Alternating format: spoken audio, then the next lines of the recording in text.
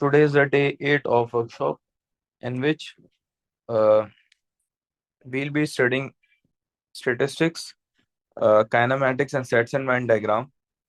P2 के लिए mostly हम टॉपिक्स कोशिश करेंगे अब करें, ठीक है। इवन तो अब आपका हो चुका है। P2 पे अब आपने ध्यान देना है। मैंने आपको कुछ एक्सपेक्टेड टॉपिक्स बताए थे 11, उनमें से आपको उनको टॉपिक्स को फिंगर टिप्स पे रखना है, तो हम भी कोशिश करेंगे यहाँ पे उनको अच्छी तरह करें, ठीक है। आप लोगों ने में उनको पक्का करना है, ठीक है। तो आज की क्लास में हमारा एम है, सबसे पहला टॉपिक स्टैटिस्टिक्स, इसको समझेंगे। पहले भी समझा था, आज वापसी समझेंगे। और साथ में इसके कुछ पास पेपर क्वेश्चंस भी करेंगे, जिस जो ज्यादा चांसेस हैं आने के आपके P2 में टेस्ट होने के। So let's start. सबसे पहला है स्कैटर डायग्राम, जो बहुत इंपॉर्टेंट है आपके टेस्ट होने के लिए पेपर 2 में, ठीक है। सो स्कैटर डायग्राम बेटा किस तरह होता है? स्कैटर डायग्राम में जो बच्चे गलतियां भी करते हैं वो भी साथ साथ समझेंगे। आप लोग के पास एक ग्राफ दिया हुआ होगा, ठीक है, और आपको कुछ पॉइंट्स बने हुए भी होंगे, कुछ बने हुए होंगे पहले से, और कुछ आपने बनाने होंगे, ठीक है, अकॉर्डिंग टू द ग्राफ। तो अगर हम इस ग्राफ में देखें तो हमारे पास आप अच्छा, बच्चे ये भी गलती करते हैं कि ये सही से देखते नहीं है अपने इस चीज को। आपने सही से देखना है कि कौन सी चीज कहाँ डलेगी, ठीक है। यहाँ पे मैथ्स है और यहाँ पे इंग्लिश है, और मैथ्स और इंग्लिश के मार्क्स हैं, तो आपने इस तरह ध्यान से देखना है कि कौन से मार्क्स किस तरफ जा रहे हैं। ग्राफिंग बहुत सुकून से, जहन को जहन लगा के सुकून से करनी है। जैसे मैथ्स के आपके पास 10 मार्क्स हैं और इंग्लिश के 60 हैं, तो इंग्लिश पे हम 60 चेक करेंगे और मैथ्स के 10 चेक करेंगे। जहां आ रहा होगा वहां हम क्रॉस की साइन बनाएंगे। बच्चे क्रॉस नहीं बनाते, डॉट बनाते। डॉट नहीं बनाना बेटा, क्रॉस बनाना है। इसी तरह अगर हम यहाँ देखें तो मैथ्स के 20 है और इंग्लिश के 30 है, राइट। सो मैथ्स के अगर हम 20 पे जाएं और इंग्लिश के 30 पे, तो हमारे कुछ यहाँ बन रहा है पॉइंट, यहाँ पे मैथ्स भी 20 इंग्लिश भी 30 है, तो हम यहाँ पॉइंट मार्क करेंगे, ठीक है जी। इसी तरह अगर हम देखें तो मैथ्स के 30 हैं, इंग्लिश के 20 है। सो मैथ्स के 30 हो, इंग्लिश के 20 हो, वहाँ हम क्रॉस मार्क करेंगे बेटा, ठीक है। इसके बाद जो जो नहीं, कुछ बने हुए भी हो सकते हैं, ठीक है, और आगे के एक दो आपने बनाने होंगे, उसके एक दो मार्क्स होते हैं स्कैटर डायग्राम के प्लॉट करने के, तो आपने बस देख के बना देना है जो जो नहीं बने हुए, ठीक है। सो मैथ्स के 40 हैं, इंग्लिश के 15 है। सो मैथ्स के 40 एंड इंग्लिश के 15 विल बी अराउंड हियर, ठीक है। 15 एंड 40, ठीक है जी। इसके बाद लास्ट आपके पास है मैथ्स के 50 और इंग्लिश के 5। मैथ्स के 50 एंड इंग्लिश के 5 विच विल बी अराउंड हियर, ठीक है। ये आपने जब सारे पॉइंट्स बना लिए, बस प्लॉटिंग का पहले पार्ट में कहते हैं आपने जो जो पॉइंट्स प्लॉट करने को कहे हैं आपने उसको बना देना है। अच्छा, नेक्स्ट। फिर इसके बाद आपने क्या करना है, आपको कहेंगे कि इसका कोरिलेशन बताओ, ठीक है। एक कुछ एक पार्ट होगा लाइन ऑफ बेस्ट फिट बताओ। अ, आपको कहेंगे कि पहले पार्ट में प्लॉट करो। सेकंड पार्ट में आपसे कहेंगे कि what type of correlation is this.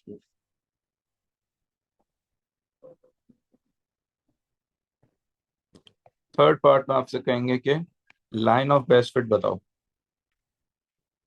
Line of, सही है। तो line of best fit basically कैसे बनती है उसको बताता हूँ, बट को रिलेशन में आपने समझना है। को रिलेशन के लिए आपने समझना है, दो तीन डायग्राम्स बना के यहाँ समझा रहा हूँ आपको कि को रिलेशन किन किन तरह के हो सकते हैं। अगर देखो बेटा, पॉइंट्स नीचे की तरफ आ रहे हैं, पॉइंट्स आपके नीचे की तरफ आ रही हूँ, लेफ्ट साइड से देखना है, नीचे की तरफ आ रहे हैं, तो अब हम कहेंगे कि नेगेटिव को रिलेशन है। और पॉइंट्स अगर करीब करीब हैं, बहुत ज्यादा एक दूसरे से करीब करीब है, so it will be a strong, always remember strong को रिलेशन, ठीक है बेटा। ये इसका एक मार्क होता है। ये लिखने का मतलब आपको मार्क्स वहाँ दिए जाएंगे। 1 मार्क का हो सकता है, 2 मार्क का मुश्किल है क्वेश्चन है, 1 मार्क का। अच्छा, अगर पॉइंट्स दूर दूर हैं, सही है, मगर आ नीचे की तरफ ही रहा है ग्राफ, ग्राफ नीचे की तरफ ही आ रहा है, so it will be a negative again, क्योंकि नीचे की तरफ आ रहा है, सो विल राइट नेगेटिव। और करीब करीब पॉइंट, दूर दूर पॉइंट्स है तो वीक कोरिलेशन, ठीक है बेटा। इसी तरह हम ये देखेंगे कि हमारे पास अगर फॉर एग्जांपल ग्राफ है जिसमें पॉइंट्स ऊपर की तरफ जा रहे हैं और करीब करीब हैं, जब ऊपर की तरफ जा रहे हैं लेफ्ट साइड से आपने देखना है कि ऊपर की तरफ जा रहे हैं, so it will be a positive, और करीब करीब है इस वजह से स्ट्रॉन्ग कोरिलेशन। और इसी तरह अगर मैं आपसे कहूँ कि दूर दूर होंगे, ऊपर ही जा रहे हैं, पॉइंट्स ऊपर की तरफ ही जा रहे हैं, और दूर दूर पॉइंट्स है, मतलब यहाँ बना हुआ एक, यहाँ बना हुआ एक, यहाँ और एक यहाँ, so it will strong week correlation, ठीक है। स्ट्रॉन्ग और वीक में इतना कंफ्यूज नहीं होना, एग्जामिनर स्ट्रॉन्ग और वीक के मार्क्स नहीं रखता, मार्क रखता है स्ट्रॉन्ग पॉजिटिव कोरिलेशन बच्चा सही लिख रहा है, नेगेटिव सही लिख रहा है।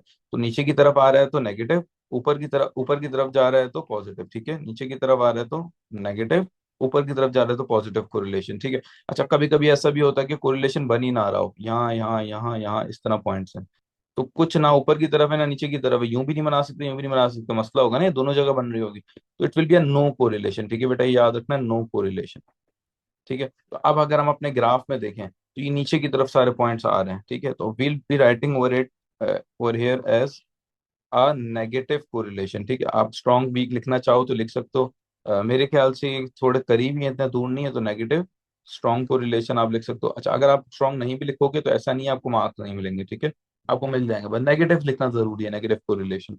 अच्छा, इसके बाद लाइन ऑफ बेस्ट फिट आपको बनाने का क्वेश्चन आता है, तो line of best fit basically बीच से गुजरती रहे, इन सारे पॉइंट्स के बिल्कुल बीच से गुजारना है। अच्छा, इसके बाद एक पार्ट वो कहते हैं, पूछते हैं कुछ भी, के फॉर एग्जांपल मैथ्स के मार्क्स, वो कह दें कि maths are maths mark for example 30 using line of best fit, using line of best fit tell English marks, ठीक है। ज़ाहिर है वर्डिंग वो प्रॉपर यूज करेंगे, मैंने यहाँ जल्दी जल्दी में लिख दिया। वो कहना क्या चाह रहे हैं कि मैथ्स के मार्क्स 30 हैं, लाइन ऑफ बेस्ट फिट को यूज करते हुए इंग्लिश के मार्क्स बताओ। बेटा आपको लाइन ऑफ बेस्ट फिट पे देखना है कि मैथ्स के मार्क्स 30 का है, तो मैथ्स 30 यहाँ बना हुआ है, तो मैं लाइन ऑफ बेस्ट फिट पे देखूंगा। बेटा किसी ने पॉइंट पे देख के आंसर नहीं बताना है, गलत होगा, लाइन ऑफ बेस्ट फिट पे देख के आपने आंसर बताना है, ठीक है बेटा, ये बात याद रखनी है। अच्छा, सेकेंडली आपने अगर फॉर एग्जाम्पल ये पॉसिबल है कि लाइन ऑफ बेस्ट फिट के, आपकी लाइन ऑफ बेस्ट फिट के हिसाब से दूसरे की लाइन ऑफ बेस्ट फिट का आंसर अलग आ रहा हो, तो आपने ये नहीं करना किसी और का चीट करके आपने लिख दिया, आपका जो आंसर आ रहा है आपने वो लिखना है, ठीक है। हर बच्चे का आंसर डिफरेंट आ सकता है, मतलब बिल्कुल डिफरेंट नहीं आएगा, करीब करीब आएगा, मगर आ सकता है डिफरेंट, ठीक है ना।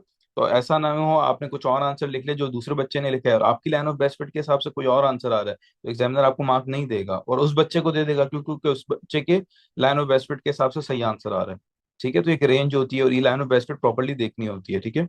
अच्छा, तो यहाँ पे हमारे पास आंसर आ रहा है तकरीबन 26, हमारे पास आंसर आ रहा है 26, ठीक है। तो मैंने यहाँ लिखना है 26 मार्क्स इंग्लिश के, ठीक है। तो ये 3 से 4 मार्क का क्वेश्चन आता है आपका इसका स्टेटिस्टिक्स के अंदर, स्कैटर डायग्राम का।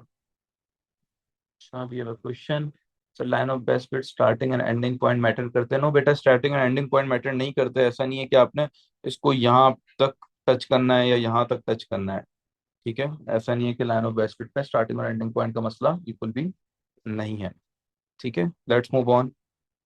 अच्छा, अब इसके बाद कम्युलेटिव फ्रीक्वेंसी। अच्छा, स्टैटिस्टिक्स में मैं सारी चीजें नहीं करा रहा, क्योंकि हिस्टोग्राम आपका P1 में टेस्ट हो चुका है, हमने पढ़ भी लिया है पहले भी पूरा स्टैटिस्टिक्स, इसी तरह P1 में टेस्ट भी हो चुका है, तो वो हम नहीं पढ़ेंगे, हम कम्युलेटिव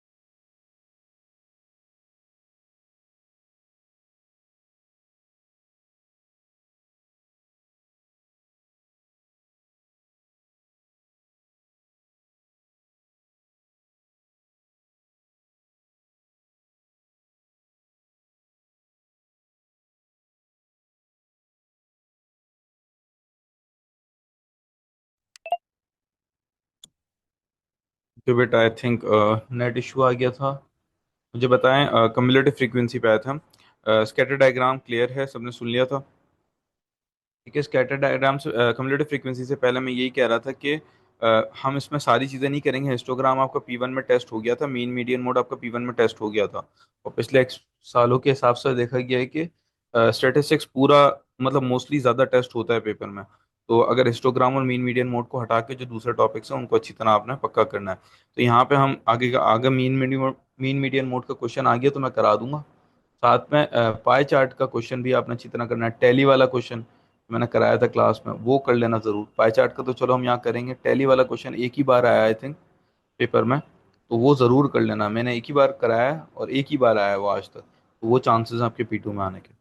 सो ठीक है, let's start with cumulative frequency. बेटा कम्युलेटिव फ्रीक्वेंसी के लिए हमारे पास यहाँ एक ग्राफ बना हुआ है। अच्छा, अगर फॉर एग्जांपल यहाँ ग्राफ नहीं बना होता, मैं एग्जांपल दे रहा हूँ, अगर ग्राफ नहीं बना होता तो हम कैसे ग्राफ ड्रॉ करते हैं कम्युलेटिव फ्रीक्वेंसी का, ये भी सीख लेते हैं। बेटा कम्युलेटिव फ्रीक्वेंसी का ग्राफ जो होता है वो इस तरह ड्रॉ करना होता है हमें कि हमारे पास ये टेबल दिया होगा और नीचे बोला होगा कम्युलेटिव फ्रीक्वेंसी का ग्राफ ड्रॉ करो। ठीक है, कम्युलेटिव फ्रीक्वेंसी का ग्राफ इस तरह ड्रॉ करते हैं कि पहले हम कम्युलेटिव फ्रीक्वेंसीज निकालते हैं। ओके बेटा, कम्युलेटिव फ्रीक्वेंसी किस तरह आती है? पहली वाली जो होती है वो सेम होती है, ठीक है, कम्युलेटिव फ्रीक्वेंसी। इसके बाद हम क्या करते हैं बेटा, 10 में 40 ऐड करते हैं, सो इट विल बिकम 50। ठीक है बेटा, इसके बाद हम क्या करते हैं, 50 में 50 मजीद ऐड करते हैं, सो इट विल बिकम 100। ठीक है, हम ऐड करते जा रहे हैं, कम्युलेट करते जा रहे हैं, टोटल करते जा रहे हैं।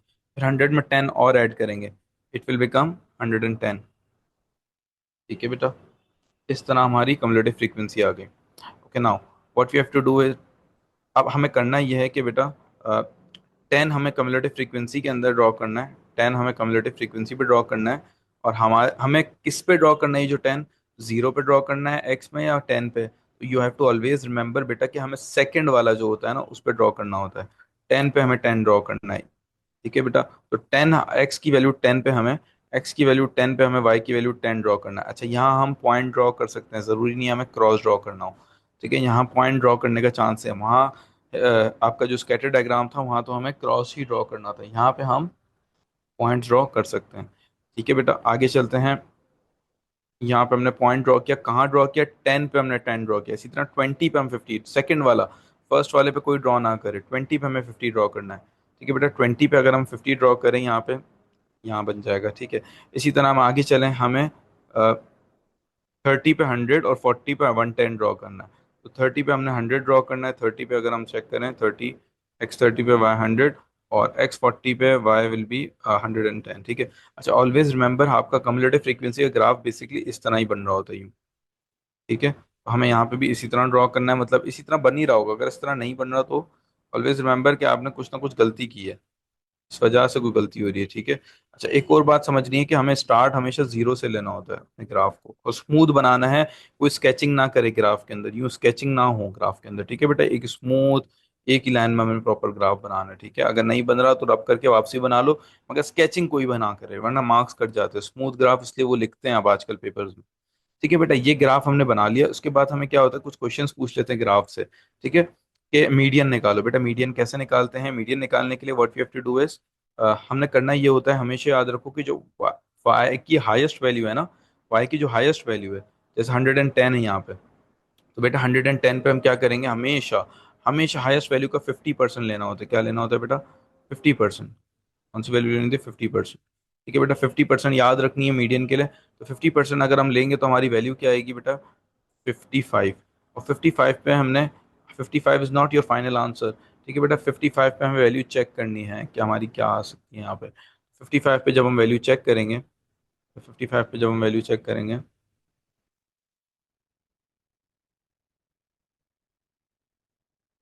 तो 55 पे हमारा जो आंसर आ रहा है विच इज़ अराउंड 24, हमने यहाँ पे लिख देना 24। यहाँ मैं अज्यूम कर रहा हूँ 24 के करीब करीब है। वहाँ पे आपके पास छोटे छोटे बॉक्सेस बने होंगे, उसको सही से प्रॉपरली आपने काउंट करना है और फिर लिखना है। ठीक है बेटा, इसी तरह अपर क्वार्टाइल की बात करें तो अपर क्वार्टाइल ऑलवेज हाईएस्ट जो वैल्यू है हमारी 110, उसका हमें 75%, हमेशा 75% लेते हैं बेटा। ठीक है, 75% जब हम लेंगे कम्युलेटिव फ्रीक्वेंसी में, 75% जो 110 है उसका क्या आएगा बेटा? 110 का 75% कैलकुलेटर तो अलाउड होगा आपको, तो इट विल बी 82.5। ठीक है बेटा, 82.5, 82.5 जो है वो हम चेक करेंगे विच विल बी ओवर हेयर, हमें बनाना है, क्योंकि ऐसा ना हो आपने डायरेक्टली बस 82.5 पे छोड़ दिया। 82.5 पे आपका फाइनल आंसर एंड नहीं होता है, ये बात याद रखनी है आप, ठीक है। तो इट विल बी अराउंड 29, ठीक है, ये आपका 29 फाइनल आंसर है। ये भी 24 फाइनल आंसर था, ठीक है बेटा। इसी तरह अगर हम लोअर क्वार्टाइल की देखें तो लोअर क्वार्टाइल के लिए हमेशा 110 जो है हाईएस्ट वैल्यू, उसको 25% लेना है, ठीक है बेटा। 25% लेना है, याद रखनी है वैल्यूज के। 25% हमें लोअर क्वार्टाइल में लेना है, अपर क्वार्टाइल में 75% और मीडियन में 50%, ठीक है बेटा। अच्छा, 110 का अगर हम 25% लेंगे तो इट विल बी अराउंड 20, नहीं, 32.5 आई थिंक, नहीं, 27.5 आई थिंक, ठीक है। 27.5 कैलकुलेटर से चेक कर लीजिएगा। तो 27.5 पे हमें ग्राफ में देखना है, तो 27.5 पे हमारी वैल्यू क्या आती है।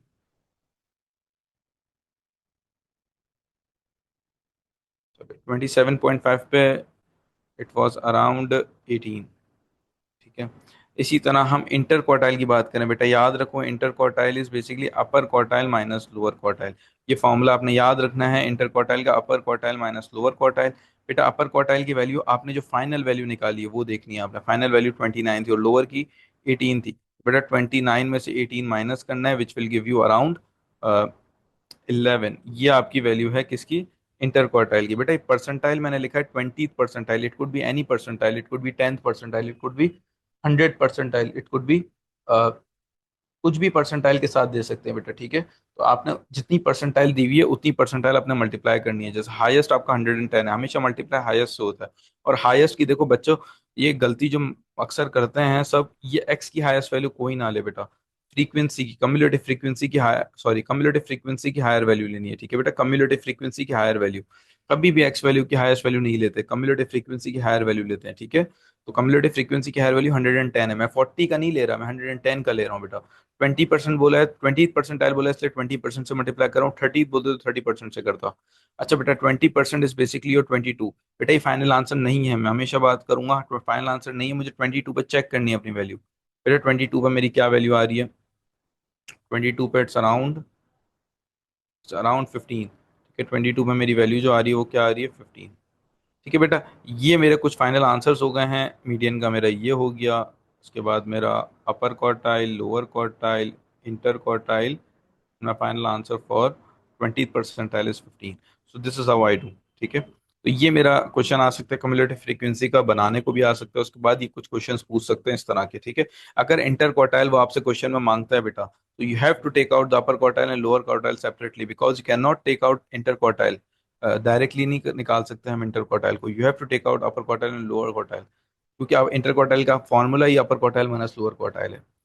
अच्छा बेटा अगर हम यहाँ बात करें, हमारे पास एक ग्राफ दिया हुआ है, ये कम्युलेटिव फ्रीक्वेंसी का ग्राफ है, ठीक है। कम्युलेटिव फ्रीक्वेंसी का ग्राफ है विद एक्स वैल्यूज, और आपको यहाँ पे ये टेबल दिया हुआ है, and they have asked you to complete the table. बेटा कम्युलेटिव फ्रीक्वेंसी का इस तरह भी क्वेश्चन आ सकता है, ठीक है। कंप्लीट द टेबल, तो बेटा आपने क्या करना है, इसके दो तरीके हैं। एक तो ये है कि आप कम्युलेटिव फ्रीक्वेंसी का एक टेबल बना लो, ठीक है। मैं दूसरा तरीका आप लोग को पहले बता देता हूँ, फिर मैं पहला तरीका बताऊंगा। आपने करना क्या है बेटा, इसका आसान तरीका एक ये है कि ये जो सारी एक्स की वैल्यूज दी हुई है ना बेटा, इन एक्स की वैल्यूज पे आपने क्या करना है, इन एक्स की वैल्यूज पे आपने वैल्यू निकालनी है। जैसे जीरो पे आपकी वैल्यू क्या है, जीरो पे अगर हम चेक करें तो हमारी वैल्यू यहाँ पे जीरो पे क्या आ रही है बेटा, जीरो आ रही है, राइट। तो जीरो पे हमारी जब एक्स जीरो पे वाई जीरो है तो हमने यहाँ जीरो लिख दिया, ठीक है। इसी तरह हमने क्या किया बेटा, 10 पे भी चेक करनी है अपने वैल्यू। 10 पे हमारी क्या वैल्यू आ रही है, इट्स अराउंड 5, बेटा आपने 5 लिख दिया यहाँ पे, ठीक है। इसी तरह यहाँ पे हम 10 पे हमारी वैल्यू क्या होगी बेटा, 5 होगी, अभी चेक की थी। 20 पे हमारी वैल्यू क्या है बेटा, हम 20 पे अगर अपनी वैल्यू देखें तो 30 है, बेटा 30 लिख दिया आपने यहाँ, ठीक है। अब इसके बाद 20 पे अगर हम वापसी, 20 पे सेम ही रहेगी ना 30, ठीक है। तो इस तरह मैंने 20 पे वापसी 30 लिख दिया। बेटा अगर इसी तरह मैं आपसे बात करूं कि 30 पे क्या है वैल्यू, तो 30 पे इट्स अराउंड 60, मैंने 60 लिख दिया। इसी तरह 30 पे अगेन क्या होगी बेटा, 60 होगी, मैंने 60 लिख दिया। और 40 पे बेटा मैं चेक करूंगा, 40 पे मेरी है 65, तो मैंने 65 लिख दिया, ठीक है बेटा। अच्छा अब करना है क्या है, ये जो दो वैल्यूज है ना इसको आपस में माइनस कर लो, मतलब 5 - 0, higher value minus lower value. 5 - 0 is 5, बेटा इसके बाद 30 - 5 कर दो, 30 - 5 इज 25। बेटा इसके बाद 60 - 30 कर दो, 60 - 30 इज 30। बेटा इसके बाद 65 - 60 कर दो, 65 - 60 इज 5, ठीक है बेटा। ये आपका हो गया बस फ्री। मैंने दूसरा तरीका आपको सिखाया था ना, कम्युलेटिव फ्रीक्वेंसी निकाल के फ्रीक्वेंसी निकालो, ये डायरेक्ट वाला तरीका है। I think this is easier. मुझे दूसरे स्टूडेंट से कहा था ये वाला ज्यादा ईजियर है, इसलिए मैंने आप लोग को पहले ये सिखा दिया। वो वाला मैंने पहले भी सिखाया तो आप लोग को पता है। ठीक है, मुझे बता दो ये ज्यादा ईजियर है, जो पहले किया था वो ईजियर था। चैट पे बताएं। और यहाँ तक अगर कोई सवाल है वो भी पूछ लें।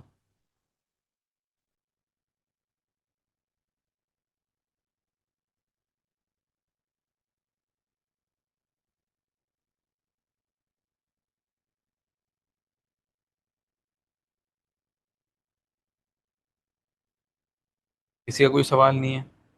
Should we move on?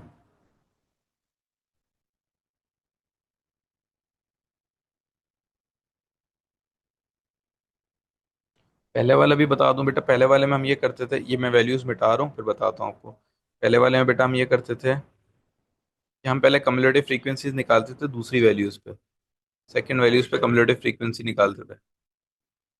ये जो सेकंड वैल्यूज है ना, हमेशा सेकंड वैल्यूज पे हम कम्युलेटिव फ्रीक्वेंसी का एक टेबल बनाते थे। मतलब अगर मैं यहाँ लिख दूं कम्युलेटिव फ्रीक्वेंसी, ठीक है, कम्युलेटिव फ्रीक्वेंसी सेकंड वाली वैल्यू पे हम टेबल, सेकंड वाली वैल्यू पे मैं ये वाली पे नहीं चेक करूंगा बेटा, सेकंड पे चेक करूंगा। सेकंड वाली वैल्यू पे क्या आ रही है मेरी वैल्यू, विच इज 10 पे मेरी 5 आ रही है, तो मैंने कम्युलेटिव फ्रीक्वेंसी 5 लिख दी। फिर इधर सेकंड वाली, फर्स्ट वाली नहीं सेकंड वाली, बेटा सेकंड वाली पे मैं चेक करूँ तो मेरी वैल्यू क्या आ रही है, 30 आ रही है, मैंने 30 लिख दी। इधर सेकंड वाली देखनी है 30, 30 पे मेरी वैल्यू क्या आ रही है बेटा, 60 आ रही है, मैंने 60 लिख दी। इसी तरह बेटा मैंने सेकंड वाली 40 देखनी है, 40 में मेरी वैल्यू क्या आ रही है, 65 आ रही है। बेटा अब इसमें करना क्या होता है, जैसे पहली वाली वैल्यू आपने same as it is copy करके लिख देनी है, पहले हमने सीखा था। फिर सेकंड माइनस फर्स्ट कर दो, मतलब 30 माइनस 5 कर दो, विच विल गिव यू 25। इसी तरह 60 माइनस 30 कर दो, विच विल गिव यू 30। इसी तरह 65 माइनस 60 कर दो, विच इज 5। ये आप इस तरह भी कर सकते हो, वरना आप ये कर सकते हो कि सब पे वैल्यूज चेक करो और उसको माइनस करके यहाँ लिख दो। ये भी, इससे भी आपकी फ्रीक्वेंसी आती है। ठीक है बेटा, सो अप टू यू, जो आपको मेथड सही लगे। ठीक है, अब तक हमने कम्युलेटिव फ्रीक्वेंसी कर लिया और हमने स्कैटर डायग्राम कर लिया। अब कुछ पास पेपर क्वेश्चंस भी देख लेते हैं साथ ही साथ, ठीक है, ताकि साथ ही क्लियर हो जाए हमें। अच्छा देखो, क्वेश्चन आपका किस तरह आता है, ये अक्टूबर नवंबर 2024 का P22 का क्वेश्चन है। The table shows the age and values of the 10 cars of the same model. ठीक है, अब हमें दिया हुआ है, देखो सबसे पहले आपने करना है क्या, ये एज और वैल्यूज दी है, तो आपने देखना है वैल्यूज यहाँ पर है इस कॉलम में, और एज आपका यहाँ पर है बेटा। ठीक है, कुछ बने हुए हैं पॉइंट्स, कुछ पहले से बने हुए हैं। तो होता क्या है कि ये जो ग्रे बॉक्स है ना, ये बने हुए हैं, और जो ये व्हाइट बॉक्स है ये बने हुए नहीं है। और हमसे पहले पार्ट में यही कह रहे हैं कि the first 6 points have been plotted for you, ये बने हुए हैं 6। ठीक है, और हमें ये बनाने हैं 4। ठीक है, हमें बोला है कंप्लीट द स्कैटर डायग्राम्स, का मतलब क्या है कि हमें ये 4 पॉइंट्स बाकी के बनाने हैं। बेटा आपकी जब एज 5 होगी, आपका 4500 पे आपने पॉइंट मार्क करना है, 5 और 4500। बेटा 5 पे आपने कितना मार्क करना है, 4500। 4500 बेटा 4000 और 5000 के बीच में होगा, तो 4000 और 5000 के बीच में हमारी वैल्यू जो होगी वो it's would be around over here. ठीक है, तो आपने सही से प्रॉपरली देखना है ग्राफ में, हम वहाँ तो ऐसे ही बना रहे थे, यहाँ पे प्रॉपरली ग्राफ में देखना है बेटा, मार्क्स लूज नहीं करना है। ठीक है, तो हम यहाँ बना देंगे अब। ठीक है, इसी तरह अगर हम दूसरी वैल्यू देखें तो हमारी 6 पे 3000 है, 6 पे हमारी 3000 है बेटा, 6 पे हमने 3000 बनाना है। सॉरी देखो, अब मैंने गलती कर दी, मैंने 5 पे 4500 बनाना था, मैंने 6 पे बना दिया। देखो ये गलतियां बिल्कुल नहीं करनी है पेपर में, आपने यहाँ बनाना है। देखो मैंने गलती से वहाँ 6 पे बना दिया था। अच्छा, नेक्स्ट वैल्यू आपकी क्या थी, 6 पे हमारी 3000। बेटा 6 पे 3000 आपने बनानी है, 6 पे 3000, it would be around 6, 3000 it would be around here. तो मैं इसको प्लॉट कर दूंगा इधर। इसी तरह बेटा 8 पे दो दो वैल्यूज हैं, एक 8 पे 1500 भी बनानी है और 8 पे 2000 भी बनाना है। ठीक है, तो 8 पे 1500 भी बनानी है। बेटा 8 पे मैं 1500 बनाऊंगा, 1500 आपने चेक करना है 1000 और 2000 के बीच की लाइन, बिल्कुल पॉइंट्स काउंट करके। 8 पे 1500 आपकी कुछ यहाँ आ जाएगी। ठीक है, और 8 पे 2000 ही बनानी थी, मैंने यहाँ बना दी। देखो 8 और 2000 लास्ट वाली, तो ये बेटा इसके फ्री के मार्क्स हैं, ये आपने लूज नहीं करने, 2 मार्क्स आपको फ्री के मिले हैं। ठीक है, ये सिर्फ पॉइंट्स प्लॉट करने के। बेटा नेक्स्ट पार्ट में आपसे कहता है draw line of best fit. आपसे ये नहीं पूछा कि कौन सा कोरिलेशन है ये, अगर ये पूछ लेता कौन सा कोरिलेशन है तो व्हाट वुड यू से, कौन सा कोरिलेशन है, किस तरह जा रहा है, नीचे की तरफ जा रहा है बेटा, नीचे की तरफ जा रहा है, पॉइंट्स करीब करीब हैं, करीब हो नहीं हो आपने स्ट्रॉन्ग वीक लिखना है, नहीं लिखना है, इट्स अप टू यू। वरना आपने ये पता होना चाहिए कि नेगेटिव है या पॉजिटिव है। बेटा नीचे की तरफ आ रहा है तो हम क्या कहेंगे, ये क्या है, नेगेटिव कोरिलेशन है, अगर वो पूछता कोरिलेशन के बारे में। नहीं पूछा तो नहीं लिखना, आपने सब डायरेक्टली बोला है कि draw line of best fit. बेटा draw line of best fit बोला है तो हम क्या करेंगे, यहाँ पे इनके बीच, पॉइंट के बीच से ज्वाइन नहीं करना है, बस पॉइंट के बीच से आपने लाइन क्रॉस कर देनी है। ये आपकी बन गई draw line of best fit. ठीक है बेटा, आगे चलते हैं। आपसे कहता है use your line of best fit to find an estimate for the value of the car of this model that is 7 years old. 7 साल की बात कर रहा है, आप थोड़ा सा क्वेश्चन को समझो। मैंने वहाँ बहुत आसान अल्फाजों में दिया था, यहाँ 7 years की बात कर रहा है। बेटा आपको पता है ये एज ईयर्स में है, और लाइन ऑफ बेस्ट फिट हमें यूज करनी है। ठीक है, तो 7 years की बात कर रहा है, ईयर्स। 7 years में मुझे क्या बताना है, वैल्यू बतानी है। ध्यान से अगर रीड करो, वैल्यू बतानी है गाड़ी की। बेटा line of best fit use करते हुए मैं 7 पे देखूंगा कि मेरी लाइन ऑफ बेस्ट फिट पे क्या वैल्यू आ रही है। बेटा अगर मैं वैल्यू चेक करूँ इसकी, मेरी क्या वैल्यू आ रही है 7 पे,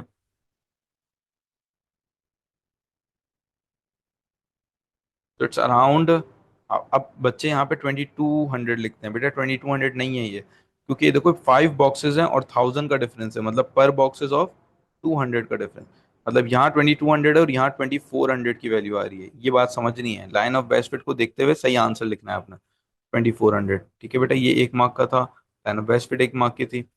फिर आपसे कहता है J has a car of this model that is 12 year old and he wants to find its value.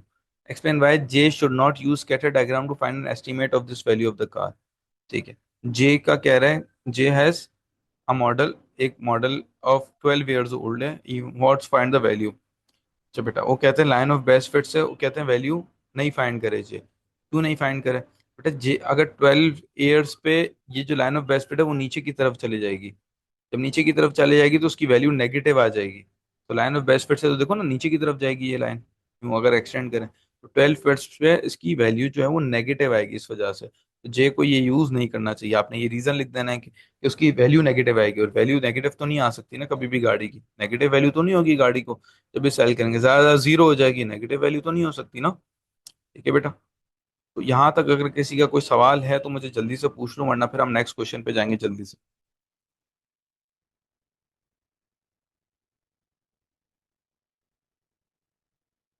Last one में बेटा ये क्या कह रहा है कि जे की कार है, वो 12 साल पुरानी है, 12 years ओल्ड है, और उसको उसकी वैल्यू निकालनी है। वो कहते हैं कि आप लोग बताओ कि जे को स्कैटर डायग्राम क्यों यूज नहीं करना चाहिए। तो मैंने बोला मैं ये स्कैटर डायग्राम की जो लाइन ऑफ बेस्ट फिट है इसलिए यूज नहीं करनी चाहिए, क्योंकि देखो मैं अगर इसको एक्सटेंड करूंगा लाइन ऑफ बेस्ट फिट को तो ये नेगेटिव पे चली जाएगी, राइट। अगर एक्सटेंड करता हूँ और 12 years पे मैं इसकी वैल्यू चेक करता हूँ तो 12 years पे इसकी वैल्यू नेगेटिव आ रही है। नेगेटिव आएगी ना, नीचे की तरफ आएगी, तो नेगेटिव वैल्यू आएगी। आपने ये बताना है कि नेगेटिव वैल्यू आएगी, और नेगेटिव वैल्यू गाड़ी की कभी नहीं होती, जीरो हो जाएगी। नेगेटिव वैल्यू का मतलब क्या है कि जब वो सेल करने जाएगा गाड़ी तो क्या गाड़ी के साथ उसको पैसे भी देने पड़ेंगे क्या मजीद। ऐसा तो नहीं हो सकता ना। वैल्यू, नेगेटिव वैल्यू का मतलब ये है ना कि एक चीज है आपको नुकसान दे रही है, गाड़ी लो और मैं मुझसे पैसे ले लो मगर मेरे से गाड़ी भी ले लो साथ में, ऐसा तो नहीं करोगे ना, जाहिर है it's not possible. Got it, clear है। अच्छा बेटा, आगे हमसे कहता है कि ये वैसे इस तरह का क्वेश्चन आपका आ चुका है P1 में। कहता है J record the distance travelled by 50 cars. ठीक है, the frequency table shows the result. अब ये हमें फ्रीक्वेंसी टेबल दे दिया है। Work out the fraction of the car that have travelled more than 5000 kilometre. ठीक है, 50,000 किलोमीटर सॉरी। सो ये D 1000 किलोमीटर, ये 1040, ये इसका मतलब क्या है, 10 से 40,000 किलोमीटर की जो क्या कहते हैं ये गाड़ियां हैं वो कितनी हैं, 8 हैं। इसी तरह 40 से 50,000 के बीच की गाड़ियां हैं, 14 है। मोर देन 50,000 की बात करें, मतलब मोर देन 50,000 आपका ये होगा, राइट। ये वाला कॉलम, तो इसमें कितनी गाड़ियां हैं आपके पास, इसमें आपके पास गाड़ियां हैं 17 प्लस 11 विच इज आपका 28 कार्स है, राइट। 28 कार्स ऐसी हैं जो 50,000 किलोमीटर से ज्यादा की हैं, 50,000 से ज्यादा की हैं। ये देखो 50,000 से बड़ी 60 तक 11 कार्स हैं, और 60 से लेकर 100 तक 17 कार्स हैं। 28 कार्स ऐसी हैं जो 50,000 से ज्यादा की हैं बेटा। Out of how much, fraction बनाना है ना बेटा, फ्रैक्शन बनाने के लिए नीचे टोटल लिखते हैं। नीचे हम लिखते हैं टोटल। बेटा टोटल कितनी गाड़ियां हैं, टोटल हमारी हैं 50 कार्स। अगर इसको काउंट भी कर लोगे ना बेटा तो 50 ही आएगा। ठीक है बेटा, तो मैंने नीचे लिख देना है 50। उसको फ्रैक्शन को थोड़ा सा सिंप्लीफाई भी कर सकते हैं हम, 14/25 बन जाएगा जब हम इसको सिंप्लीफाई करेंगे। बेटा आंसर की जगहों पे आंसर लिखना है। आई होप सो आप लोगों ने P1 में भी आंसर की जगहों पे आंसर लिखे होंगे, मैंने बहुत बार रिपीट की थी ये बात। अच्छा बेटा, इसके आगे कहते हैं find the interval that contains the median. ऐसा कौन सा इंटरवल है जहाँ मीडियन होगा? बेटा ये ग्रुप डेटा है। ग्रुप डेटा में मीडियन कैसे निकालते थे हमने सीखा था, मैं बता देता हूँ आपसे। मीडियन निकालने का फॉर्मूला होता था, हम टोटल फ्रीक्वेंसी को डिवाइड बाय 2 करते थे। बेटा टोटल फ्रीक्वेंसी कितनी है हमारे पास? अगर हम टोटल फ्रीक्वेंसी यहाँ पे ऐड करें सबको, तो 8 + 17 + 14 + 7, ये हमारे पास टोटल आ गई आपकी 50, राइट। 50 को हम डिवाइड बाय 2 करेंगे, विच इज 25। बेटा ये फाइनल आंसर आपका नहीं है। फाइनल आंसर आपका नहीं है। आपने चेक करना है यहाँ तक हमारी कितनी फ्रीक्वेंसी है, यहाँ तक हमारी 8 है, हमें क्या चाहिए? 25 चाहिए। बेटा हम मजीद आगे जाएंगे। यहाँ तक हमारी कितनी? 8 + 14 इज 22। हमें कितनी चाहिए? 25। बेटा हम मजीद आगे जाएंगे। तो यहाँ तक कितनी है बेटा? यहाँ तक हमारी हो गई 8 + 14 इज 22 + 11 इज 33। मतलब इसके बीच में हमारी वैल्यू आ रही है। मतलब मैं कहूँगा इंटरवल मेरा क्या है, 50 से लेके डी की वैल्यू 60 तक, ये इंटरवल है, मतलब ये रेंज है मेरी जो आंसर की। ये बेटा क्लियर है? इसके बाद हमसे कहता है एस्टिमेटेड मीन निकालो। बेटा ग्रुप डेटा का मीन भी हमने सीखा था, मैं बता रहा हूँ, ये ग्रुप डेटा है ना, ये ग्रुप डेटा है। तो, क्योंकि रेंज में हमें वैल्यूज दी हुई हैं। बेटा अगर इसका मीन निकालना है मुझे, तो उसका मीन किस तरह निकलता है? बेटा मीन इस तरह निकलता है कि 8 को मुझे मल्टीप्लाई करना है इनके मिड पॉइंट से, इनके बीच वाले पॉइंट से। बेटा अगर मैं मिड पॉइंट देखूँ तो इन दोनों का मिड पॉइंट क्या है? 10 और 40 का मिड पॉइंट है 25। 40 और 50 का 45। 50 और 60 का 55। और 60 और 100 का 80। ये मिड पॉइंट है। बेटा मैं इन दोनों के मिड पॉइंट, अच्छा बेटा मिड पॉइंट निकलता कैसे? मिड पॉइंट निकलता कैसे? 10 + 40 डिवाइड बाई 2। ठीक है, जैसे ये 10 और 50 है, इसको मिड पॉइंट निकालने के लिए 10 + 40 डिवाइड बाई 2 किया, तो मेरे पास क्या आया बेटा? 25 आया। तो ये मिड पॉइंट आ गया। इसी तरह इसका भी निकाला है, 40 + 50 डिवाइड बाई 2 करके। बेटा अब इसका आंसर कैसे निकालेंगे? हम इनको मल्टीप्लाई करेंगे। 8 को मिड पॉइंट से 25 से, +14 को मिड पॉइंट से 45 से, +11 को 55 से, बेटा इसके बाद 17 को 80 से। ठीक है, उसको डिवाइड करेंगे हम। टोटल वैल्यू कितनी है हमारी? टोटल फ्रीक्वेंसी हमारी है विच इज 50। ठीक है, टोटल फ्रीक्वेंसी इज 50। तो हमारा फाइनल आंसर आ जाएगा। ठीक है, इसको आप कैलकुलेटर में डाल दो, बीच में प्लस है, ठीक है, कैलकुलेटर में डाल दो, it will give you the answer. जो आंसर आएगा आपने, जो आंसर आएगा आपने आंसर की जगहों पे लिखना जरूरी है। ये 3 मार्क का क्वेश्चन।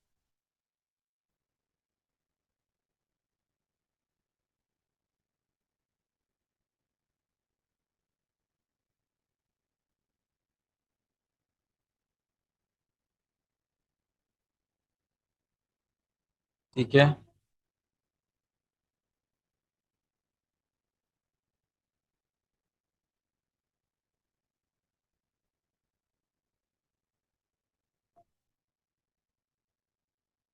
आगे चलते हैं। बेटा आगे हमारे पास एक क्वेश्चन है, कम्युलेटिव फ्रीक्वेंसी का ग्राफ पहले से बना हुआ है, हमें मीडियन निकालना है, फिर 30th परसेंटाइल निकालना है। अच्छा क्वेश्चन है काफ़ी, कम्युलेटिव फ्रीक्वेंसी का। लेट्स सी दिस क्वेश्चन, हम इसको देखते हैं क्वेश्चन को। काफ़ी अच्छा क्वेश्चन है।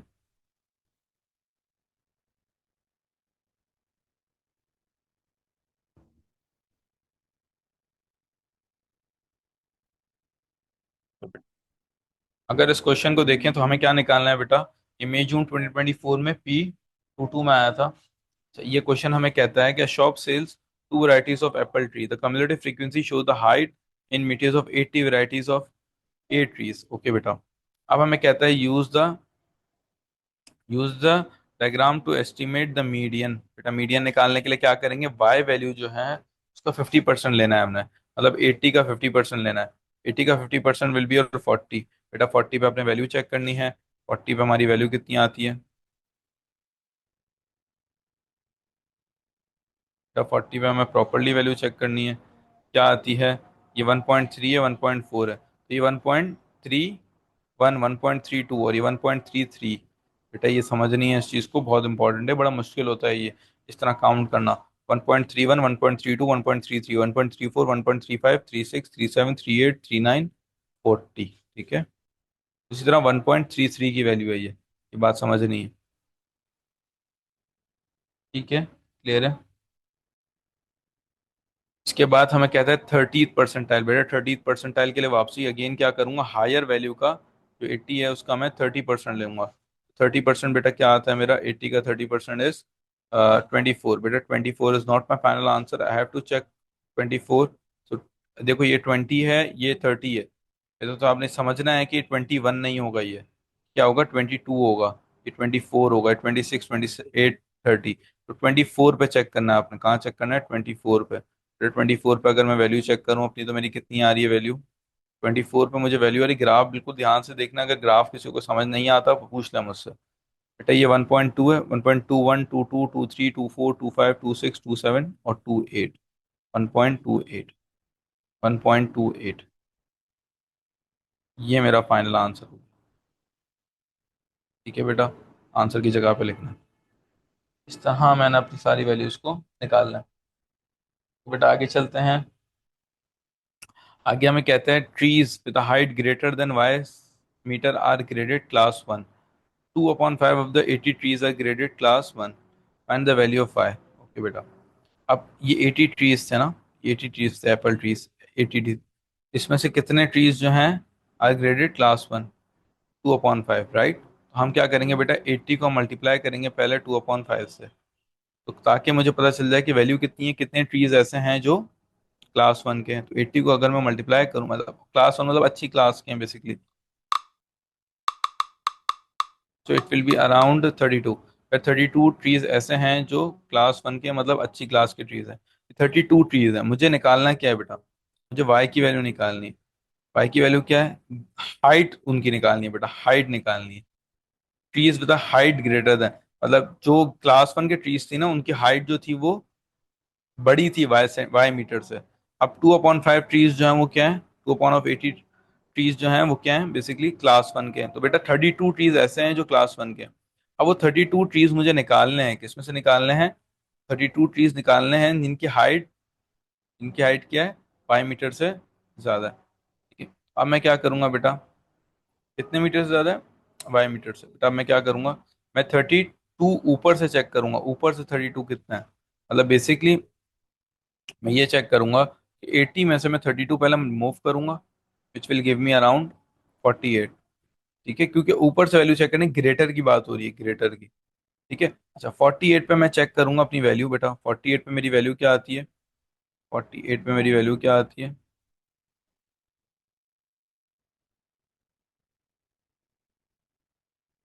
48 पे मेरी वैल्यू आती है 1.313233343536, 1.36। बेटा 1.36 इनकी वाई की वैल्यू है, कि मतलब ऐसी ट्रीज जिसकी 1.36 से ज़्यादा हाइट है, वो बेसिकली क्या है उनकी, वो ग्रेड क्लास वन ट्रीज कहलाते हैं। बेटा इसके बाद मुझे फ्रीक्वेंसी निकालनी है, वही कम्युलेटिव फ्रीक्वेंसी दी हुई है। ठीक है, दोनों मेथड मैंने आप लोग को बताया। मैं इस तरह कि आप 1.1 पे अलग वैल्यू चेक करो, 1.2 पे अलग चेक करो, आपस में माइनस कर दो। ठीक है, अब ये जरूरी नहीं आप इसी का करो, इनका भी कर लो, ताकि आप लोग आपके आंसर भी कंफर्म हो जाए। ठीक है, अब जैसे 1.1 पे वैल्यू क्या है मैं चेक करता हूँ। अगर मेरी 1.1 पे वैल्यू, बेटा 1.1 पे मेरी जीरो है वैल्यू, मैंने जीरो लिख दी। ठीक है, इसी तरह 1.2 पे मेरी वैल्यू क्या है बेटा? 1.2 पे अगर मैं बहुत ध्यान से देखूं तो मेरी वैल्यू आ रही है अराउंड 6। ठीक है, 1.2 पे मैंने 6 वैल्यू मार्क कर दी। इसी तरह 1.2 पे 6 है। 1.3 पे चेक करूंगा बेटा। 1.3 पे मेरी वैल्यू क्या है? 1.3 पे मेरी वैल्यू इज, इट्स अराउंड 30। 30 आ रही है थी, हाँ 1.3 पे 30 आ गई। ठीक है बेटा, मैंने 30 लिख दी यहाँ पे। इसी तरह बेटा 1.3 पे मेरी 30 थी। 1.4 पे मैं चेक करूंगा बेटा। 1.4, 1.4 पे मेरी वैल्यू कितनी आ रही है? 1.4 पे मेरी वैल्यू है 59। ठीक है बेटा, मैंने 59 लिख देनी है यहाँ पे। सारी वैल्यूज़ पहले मैंने पुट करके लिख देनी है। ठीक है बेटा, इसी तरह मैंने 1.5 पे भी चेक करनी है और 1.6 पे भी चेक करनी है। 1.5 पे और 1.6 पे। तो 1.5 पे अगर मैं चेक करूँ तो मेरी वैल्यू कितनी आ रही है बेटा? 1.5 पे मेरी वैल्यू आ रही है, इट्स अराउंड, ये कुछ यहाँ है ना 0.5, अराउंड 72, 74, 76 आ रही है बेटा, 76। तो मैंने 76 लिख दिया। ठीक है, और बेटा 1.6 पे मेरी ऑब्वियसली 80 आएगी, मैं चेक कर लेता हूँ फिर भी। यस 80 है पूरी, मैंने 80 लिख दी। ठीक है, अब बेटा ये सारी वैल्यूज लिखने के बाद आपस में माइनस कर दो बस। This minus this, 6 minus 0 is basically 6, 30 minus 6 is 24, 59 minus 30 is, 59 minus 30 is 29। ठीक है बेटा, इसी तरह 76 माइनस 59 इज 16 एंड 17 बेटा। इसी तरह 80 minus 76 is 4। This is your final answer for cumulative frequency. Clear है? इस तरह मैंने कम्युलेटिव फ्रीक्वेंसी का ग्राफ करना है बेटा। इसके बाद आपसे कहते हैं कि frequency shows the table 50 variety B trees. अभी आपको डिफरेंट आपको इन्होंने चीज़ें दी हुई हैं। Use the mid point of the interval the estimated mean of this variety B is one. अब मीन आपको दिया हुआ है और पी और क्यू की वैल्यू निकालनी है बेटा। बेटा आपको पी और क्यू की वैल्यू निकालनी है, मीन दिया हुआ है। मैं आप लोग को बता देता हूँ करके, मगर आखिरी में सॉल्व आप लोग खुद करोगे।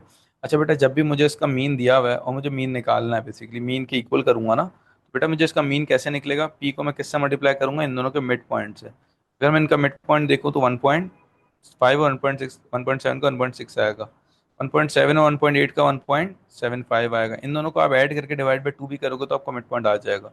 इस तरह 1.85 इसका मिड पॉइंट आएगा और इसी तरह इसका 2.1 आएगा। बेटा फिर क्या करते थे हम? मिड पॉइंट को मल्टीप्लाई करते थे। P multiply by 1.6 plus 15 multiply by 1.75 plus 17 multiply by 1.85। ठीक है, इसके बाद क्यू मल्टीप्लाई बाय 2.1। इसको हम डिवाइड करेंगे बेटा।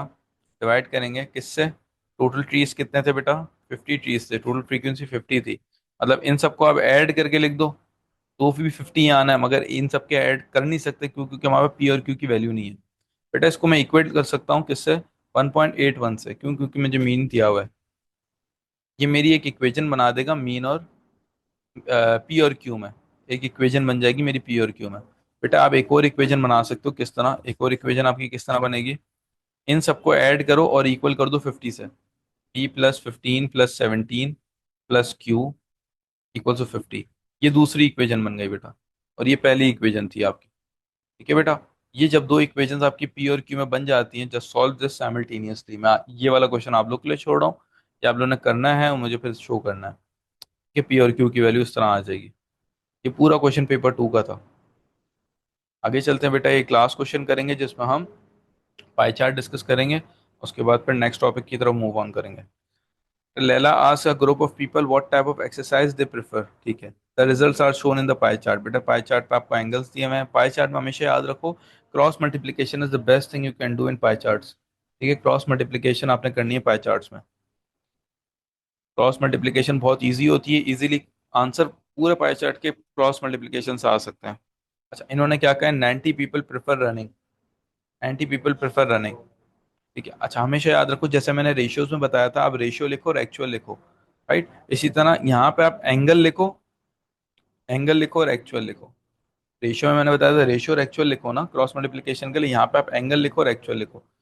बेटा आपको रनिंग की एक्चुअल वैल्यू दी हुई है 90, और रनिंग का एंगल कितना है बेटा? 135। ये लिख दिया मैंने दोनों। मुझे निकालना है कि टोटल नंबर निकालना है लैला के। टोटल नंबर मैंने एक्स लिख दिए यहाँ पे, एक्चुअल वाली वैल्यू निकालनी है मुझे। और टोटल एंगल कितना होगा बेटा? टोटल एंगल कितना होगा? टोटल एंगल मेरा 360 होता है पूरे पाई चार्ट का बेटा। ठीक है, इसको क्रॉस मल्टीप्लाई करेंगे और वैल्यू निकालेंगे एक्स। ठीक है बेटा, अगर इसको मैं मल्टीप्लाई करूँ तो 360 जो है वो मेरा मल्टीप्लाई होगा 90 से, तो it will become 32 400।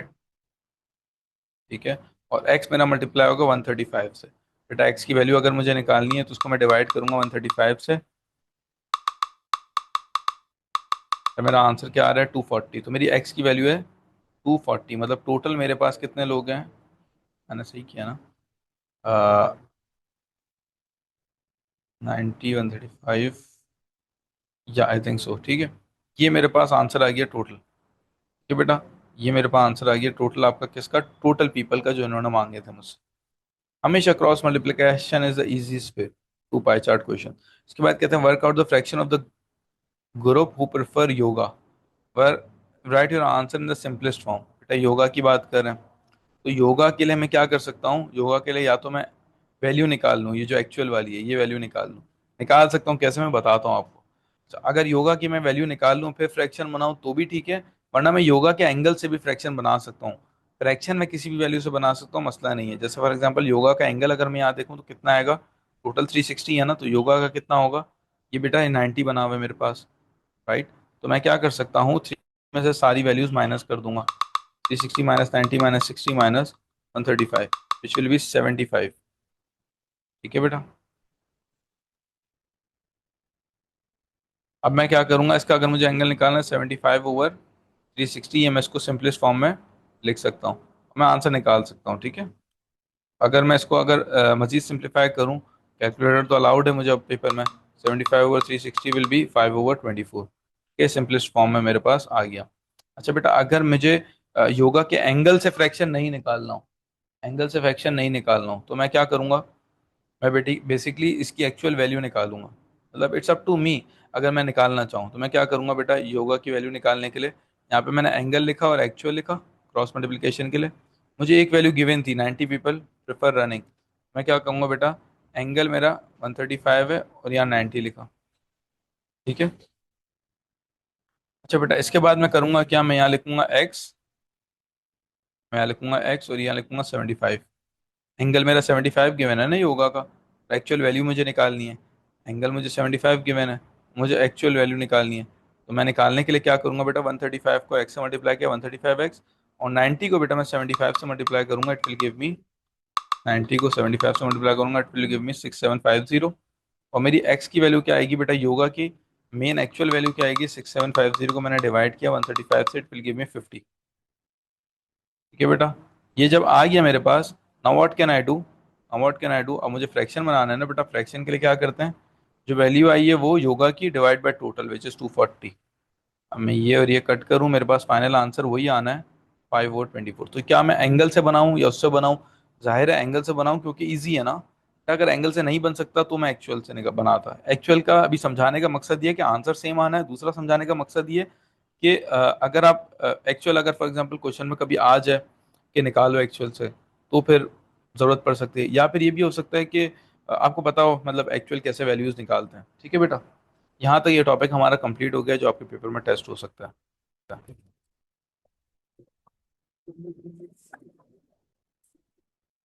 Any questions you can ask me, वरना वील मूव ऑन। चैट पे मुझसे पूछ लो अगर किसी को कोई सवाल है।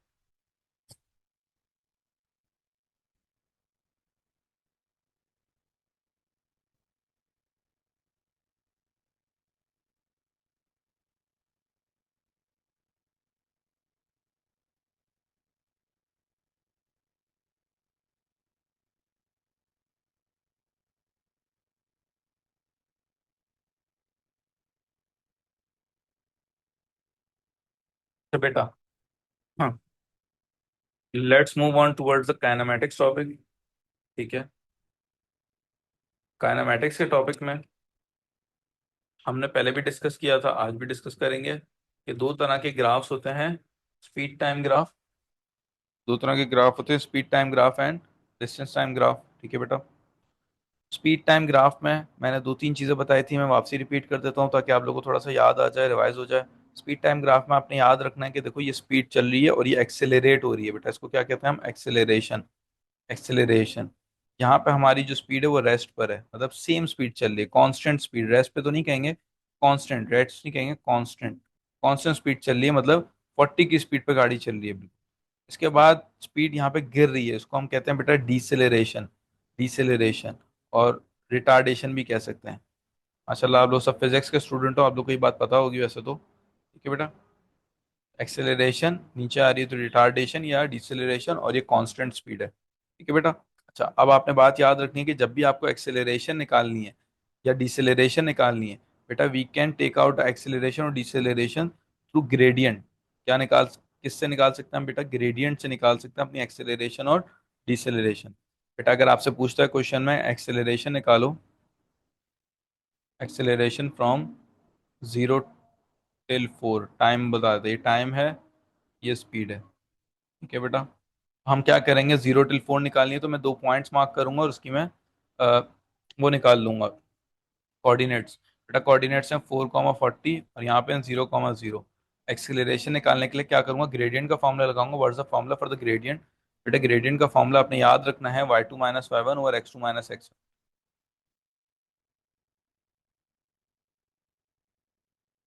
ठीक है, तो y2 - y1 मतलब 40 - 0 करूंगा, ओवर x2 - x1 4 - 0 करूंगा। तो मेरी जो स्पीड आ रही है वो क्या आ रही है, 10 मीटर पर सेकेंड की मेरी एक्सेलरेशन आ रही है, जिसपे वो इंक्रीज कर रहा है स्पीड। इसी तरह डिसलेरेशन अगर मुझे कहते हैं तो डिसलेरेशन भी मैं यहाँ कर लेता हूँ। तो अगर डिसलेरेशन मुझे कहते हैं कि निकालो, तो डिसलेरेशन या रिटार्डेशन मुझे कहते हैं निकालने का, तो मैं क्या करता बेटा, डिसलेशन या रिटार्डेशन मुझे निकालने को कहते हैं, तो मैं दो पॉइंट्स अगेन मार्क करता। This point would be 10,40। बेटा this point will be 15,0। Coordinate को मार्क किया। मैं अब क्या करूंगा बेटा, ग्रेडियंट का फॉर्मूला लगाऊंगा। y2 - 5 40 - 0। ठीक है बेटा, x2 - x1 विल बी 10 - 15। 10 - 15। तो मेरा आंसर यहाँ पे क्या आएगा, -8। माइनस में ही आंसर आएगा, -8 मीटर पर सेकेंड। बेटा मेरी यहाँ पे स्पीड कितने की गिर रही है, रिटार्डेशन कितने की हो रही है, 8 मीटर पर सेकेंड की।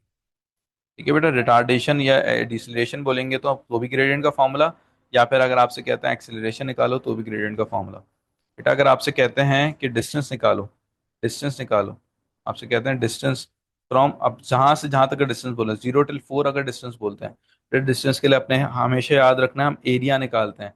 डिस्टेंस के लिए आपने बात याद रखनी है, एरिया निकालते हैं। एक्सेलरेशन डिसलेरेशन के लिए, एक्सेलरेशन डिसलेरेशन के लिए ग्रेडियंट, और डिस्टेंस के लिए स्पीड टाइम ग्राफ में डिस्टेंस के लिए आपने निकालना है एरिया। ठीक है बेटा, जो शेप बन रहा है उसका एरिया। ठीक है बेटा, ये याद रखना आपने, ये इस तरह आपने करना, ये दो बातें याद रखनी है। और स्पीड टाइम ग्राफ दैट इतना ही है, और कुछ नहीं है इसके अंदर। तो अगर बेटा फॉर एग्जांपल 0 till 4 बोलते हैं तो सिर्फ 4 तक आपने चेक करना है कौन सा शेप बन रहा है। अगर पूरा बोलेंगे तो पूरा देखेंगे कौन सा शेप। तो 0 till 4 तक हमारे पास ट्राइंगल बन रहा है, तो मैं एरिया ऑफ ट्राइंगल निकालूंगा। ठीक है बेटा, एरिया ऑफ ट्राइंगल निकालने के लिए मेरा फॉर्मूला होता है 1/2 बेस इंटू हाइट। बेटा बेस इंटू हाइट देखेंगे, बेस मेरी 4 की और हाइट मेरी 40 की है। 1/2, 4 मेरी बेस और हाइट मेरी 40 है। बेटा मेरे पास आंसर क्या आएगा, 80। तो ये 80 मीटर है, मीटर पर सेकंड नहीं लिखता बेटा, यूनिट्स देखना आप, अगर वहाँ लिखे हुए होंगे तो सही है, वरना आपने खुद से लिखने होंगे। तो 80 मीटर का मेरा डिस्टेंस आ गया 0 till 4 का। इसी तरह अगर डिस्टेंस कहते हैं पूरा निकालने का बेटा, अगर पूरा बोलते हैं डिस्टेंस निकालने का मतलब डिस्टेंस फ्रॉम 0 till 15 बोल देते हैं। तो बेटा अब मुझे क्या करना होगा, इट्स अप टू मी कि मैं ये पूरे ट्रेपीजियम का एरिया एक साथ निकाल लूँ या इसको डिवाइड कर दूँ। तो बेटा ये पूरे ट्रेपीजियम का एक साथ एरिया निकाल दूँ, या फिर मैं इसको डिवाइड कर दूँ इस ट्राइंगल में सेपरेटली, इस ट्राइंगल में सेपरेटली और इस रेक्टेंगल में सेपरेटली। तो मैं यहाँ पे सेपरेटली कर रहा हूँ, आप लोग एक साथ भी कर सकते हो एक ही ट्रेपीजियम का फॉर्मूला लगा के। तो ट्राइंगल का अगर मैं निकालूँ, तो एक ट्राइंगल का मैंने ऊपर निकाल लिया, ट्राइंगल 1 का, अगर मैं 1 नाम दे दूँ उसका, तो 80 मीटर मैंने निकाल दिया ऊपर। ट्राइंगल 2 का अगर मैं दूँ नाम, ट्राइंगल 2 का एरिया निकालने के लिए बेटा 1/2 बेस इंटू हाइट ही लगाना होगा। 5 मेरी बेस है, 10 से 15 तक 5 बेस हो गई, हाइट मेरी 40 है। ठीक है बेटा, इसका अगर मैं एरिया निकालूँ 1/2 into 5 into 40, which will give me 100 का एरिया। ठीक है बेटा, ये 100 का एरिया आ गया मेरा, ये मेरा आ गया 40 का एरिया, सॉरी 80 का एरिया। बेटा इस रेक्टेंगल का फॉर्मूला क्या है, बेस इंटू हाइट। बेस मेरी है 4 से 10 तक, इट मीन 6। हाइट मेरी है 40 की। ठीक है बेटा, 40 इंटू 6 कर लेंगे हम area of rectangle, 40 into 6 which is 240। ठीक है बेटा, ये तीन एरियाज निकालिए, इनको ऐड कर देंगे। 240 plus 100 which will be how much, 420 metre. ये मेरे पास एरिया आ गया। बेटा क्लियर है? तो डिस्टेंस निकालना हो तो सेपरेटली भी मैं कर सकता हूँ इस तरह। लेट्स मूव ऑन, फिर हमारे पास क्वेश्चन आता है डिस्टेंस टाइम ग्राफ का। बेटा डिस्टेंस टाइम ग्राफ बहुत ज़्यादा इजी है, स्पीड टाइम ग्राफ से भी ज़्यादा इजी है। डिस्टेंस टाइम ग्राफ के लिए अच्छा एक आध फॉर्मूला होता है जो चीज़ याद रखनी होती है। अगर आपने स्पीड निकालनी है डिस्टेंस टाइम ग्राफ में, डिस्टेंस टाइम ग्राफ में अगर आपने स्पीड निकालनी है, अच्छा एक चीज़ मैं बताना भूल गया, स्पीड टाइम ग्राफ में भी स्पीड आ सकती है आपको निकालने को। स्पीड टाइम ग्राफ में आपसे कह सकते हैं कि आप स्पीड निकालो। अच्छा बेटा, अगर आपसे कहते हैं स्पीड निकालो, so what you will do, अगर आपसे कहते हैं स्पीड निकालो, अ, अगर आपसे कह देते हैं स्पीड निकालो,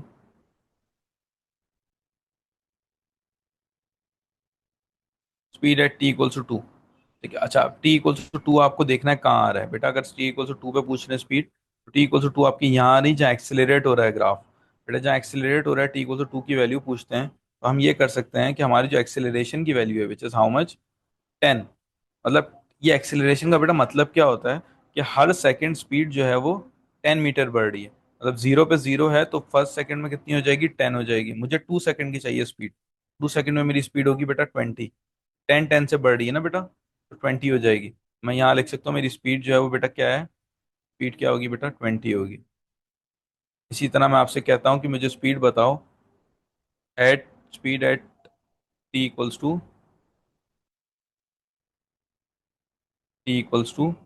7। ठीक है बेटा, टी इक्वल टू 7 मैं अपने ग्राफ में देखूंगा, तो टी इक्वल टू 7 जो है मेरा यहाँ पर है, जहाँ मेरी कांस्टेंट स्पीड है। कांस्टेंट स्पीड है तो कांस्टेंट स्पीड पे मुझे दिख रहा है मेरा ग्राफ, मुझे कुछ करने की जरूरत नहीं है, मेरी 40 स्पीड है, मैंने लिख दी 40। ठीक है बेटा।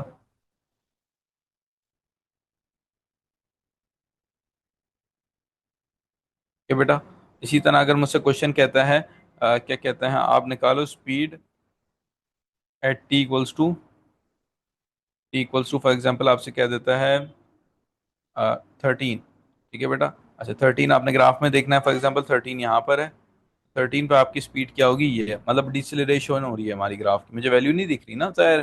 तो मैं क्या करूंगा बेटा, मैं यहाँ डिसलेरेशन की वैल्यू क्या हो रही है, 8 की हो रही है। इसका मतलब क्या है 8 का, इसका मतलब बेटा ये है कि 40 पे 10 पे मेरी स्पीड 40 थी, तो 11 पे 8 की डिक्रीज होके 32 हो जाएगी।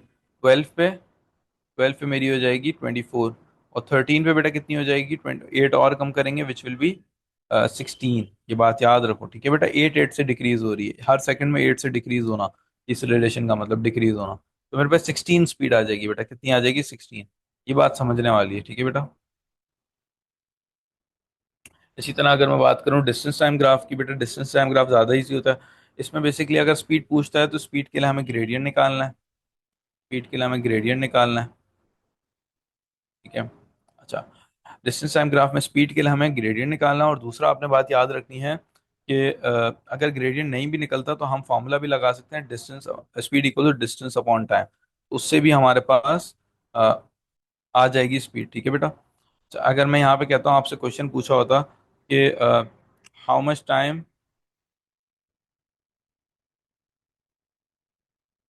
Spend at library. ठीक है बेटा। आपसे क्वेश्चन पूछा है कितने टाइम, मतलब इतने बच्चों वाले क्वेश्चन आते हैं डिस्टेंस टाइम ग्राफ के, कि आपसे पूछता है कि लाइब्रेरी में कितनी देर बैठा।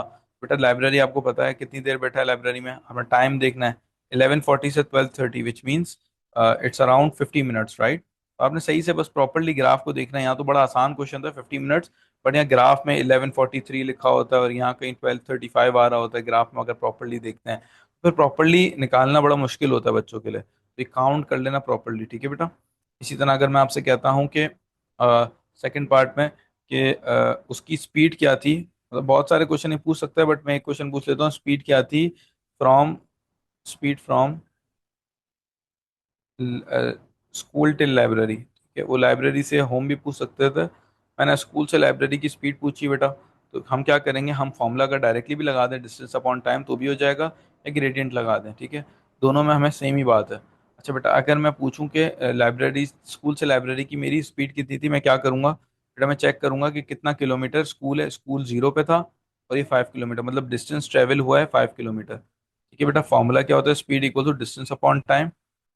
तो मैं क्या करूंगा, मेरे पास 5 किलोमीटर डिस्टेंस है। बेटा अगर ये बात मैं आपसे कहूँ कि यहाँ पे जो आपका टाइम लग रहा है वो लग रहा है 10:30 से लेके 11:40, which is around 1 hour 20 minutes, right, which is 80 minutes, right, which is 80 minutes. बेटा आपको ये करना ही है कि जो 80 मिनट्स है ना, इस 80 मिनट्स को आपने डिवाइड करना है 60 से, ताकि आवर्स में आ जाए। 80 डिवाइड बाई 60 करेंगे तो टाइम आएगा। ठीक है, फिर हम फाइनल आंसर इसका निकालेंगे,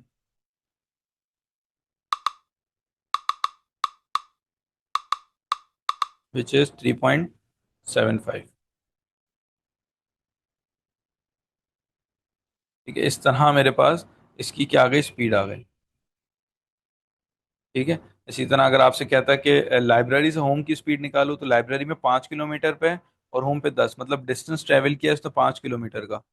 ठीक है, हम 5 लिखेंगे, 10 नहीं लिखेंगे, बच्चे 10 लिख देते हैं, 10 नहीं लिखेंगे, 5 लिखेंगे। टाइम कितना हुआ है बेटा, टाइम मेरा 25 मिनट्स हुआ है, तो मैं 5 किलोमीटर को डिवाइड करूंगा 25/60 से, और फिर आंसर निकालूंगा। ठीक है बेटा। आगे चलते हैं, कुछ पास पेपर के क्वेश्चन हैं, ये डिस्कस करते हैं काइनेमेटिक्स के। ठीक है, फिर हम नेक्स्ट टॉपिक पे जाएंगे। अच्छा बेटा, हमसे कहते हैं क्या है कि Maya leaves the office for a factory visit, the distance time graph shows the journey from office to the factory. बेटा ऑफिस यहाँ पर है, ऑफिस से फैक्ट्री का हमें डिस्टेंस टाइम ग्राफ शो किया है। माया स्टेज एट द फैक्ट्री कितने घंटे, 1 पॉइंट, ये 1 होल 1/2 का मतलब है 1.5 आवर्स, 1.5 आवर्स वो फैक्ट्री में थी, राइट। तो बेटा जिस टाइम पे थी उससे 1.5 आवर्स वो फैक्ट्री में थी, तो फैक्ट्री में हम स्ट्रेट लाइन बना देंगे जितने आवर्स थी वो। तो 11 बजे थी, तो कहाँ 1.5 आवर्स अगर हम करें तो 12:30 तक वो फैक्ट्री में होगी, राइट। 12:30 हम चेक करते हैं हमारे पास कैसे बनेगा। ये 12 है, ये 13 है, 12:30 बिल्कुल बीच में होगा। 1 2 3 4 5। ये बेटा यहाँ पे इस लाइन पे हम एक स्ट्रेट लाइन बना देंगे इस लाइन तक।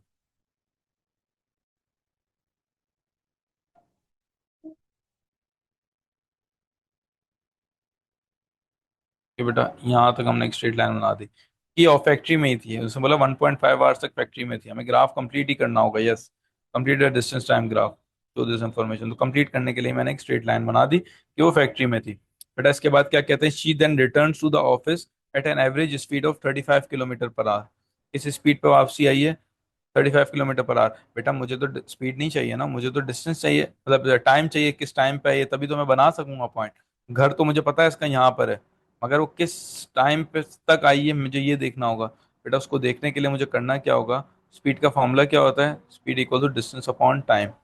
ठीक है, स्पीड मेरे पास है 35, राइट। डिस्टेंस मेरा कितना है बेटा, मैं डिस्टेंस अगर चेक करूँ इसका फैक्ट्री का डिस्टेंस जो है वो इट्स अराउंड, ये चेक कर लो 43 है, राइट। ठीक है 43 है।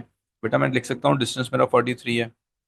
ठीक है, ये टाइम आ जाएगा 43/35, which will give me how much,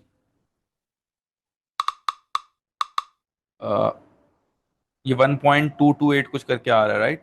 बेटा मुझे इसको मल्टीप्लाई बाय 60 करना होगा ताकि टाइम में आ जाए। ठीक है, मल्टीप्लाई बाय 60, तो मेरे पास क्या आ रहा है 73 मिनट्स में। अच्छा ये 43 पे ही था, मैं एक बार चेक कर लूँ। 42 पे था, सॉरी, ये 42 पे था, मुझे सही से ग्राफ चेक करना है। ठीक है, 42 डिवाइड बाय 35 जब मैं कर रहा हूँ तो मेरे पास क्या आंसर आ रहा है, 42 डिवाइड बाय 35, इट्स 1.2। बेटा 1.2 तो जाहिर है इसमें आ रहा है, तो इसका मतलब क्या है, इसको मुझे मल्टीप्लाई बाय 60 करूंगा तो मिनट्स में आ जाएगा। 1.2 को अगर मैं मल्टीप्लाई बाय 60 करूंगा तो मिनट्स में आ जाएगा, विच इज अराउंड 72 मिनट्स। ठीक है, मुझे मल्टीप्लाई बाय 60 भी करना पड़ेगा, ये बात समझ लो, ठीक है, ताकि मिनट्स में आ जाए। मल्टीप्लाई बाय 60 कर रहा हूँ तो मिनट्स में मेरे पास कितना आ रहा है, 72 मिनट्स। बेटा 72 मिनट्स में वो घर पहुंच रही है अपने। ये मैंने डिस्टेंस, स्पीड टाइम, स्पीड दी हुई थी उन्होंने, टाइम निकाला मैंने। तो मतलब क्या हुआ कि 12:30 पे वो अपने फैक्ट्री में थी, उसे 72 मिनट्स लगे अपने घर आने में। बेटा 72 मिनट्स का मतलब है 1 आवर एंड 12 मिनट्स। 12:30 पे वो ऑफिस में थी ना, 1 आवर अगर उसमें काउंट करेंगे तो 12:30 से 13:30 हो जाएंगे, फिर 12 मिनट्स और काउंट करेंगे तो 13:42 हो जाएंगे। फिर 13:42 पे चेक करना है वो घर आई थी, 13:42 मुझे बनाने होंगे। 13, अब ये 13 यहाँ लिखा है, 14 यहाँ लिखा है, बीच में 10 बॉक्सेस है। ये भी समझना बहुत ज़रूरी है कि 10 बॉक्सेस हैं, इसका मतलब क्या है बेटा कि हर बॉक्स जो है वो 3 मिनट का है।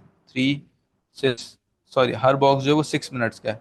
6 6 6 6 6 इस तरह बॉक्स है, ठीक है। तो 13:42 पे आई है, राइट। 13:42 पे घर आई थी, क्यों, क्योंकि 12:30 पे वो फैक्ट्री में थी और 72 मिनट उससे लगे हैं आने में। तो इट विल गिव यू 13:42। ठीक है बेटा, तो 13:42 मुझे बनाना है। ये 13:06 हो गया, 13:12 हो गया, 13:18 हो गया, 13:24 हो गया, 13:30 हो गया, 13:30 के बाद 36, और उसके बाद ये 42 आ गया। तो ये 42 यहाँ बन गया। फिर इसके बाद क्या करूंगा, मैं इस लाइन को ड्रॉ कर लूंगा इस तरह। ये मैंने कर्व ड्रॉ किया, मुझे लाइन ड्रॉ करनी है। ठीक है, मैंने इस तरह लाइन ड्रॉ कर, ठीक है बेटा, ये मेरा बन गया डिस्टेंस टाइम ग्राफ। इसके बाद कहते हैं कि use your graph to find the time Mara arrives back at the office. तो वापसी ऑफिस कब पहुंची इस टाइम को पूछना है। तो ये टाइम हमने बेसिकली निकाल लिया, कब पहुंची 13:42 में, ये भी यहाँ निकाला, कोई टाइम पूछ रही है 13:42 पे। ये हमारा आंसर पे दूसरे पार्ट का भी हो गया। यहाँ तक क्लियर है, किसी का कोई सवाल है तो पूछ लो।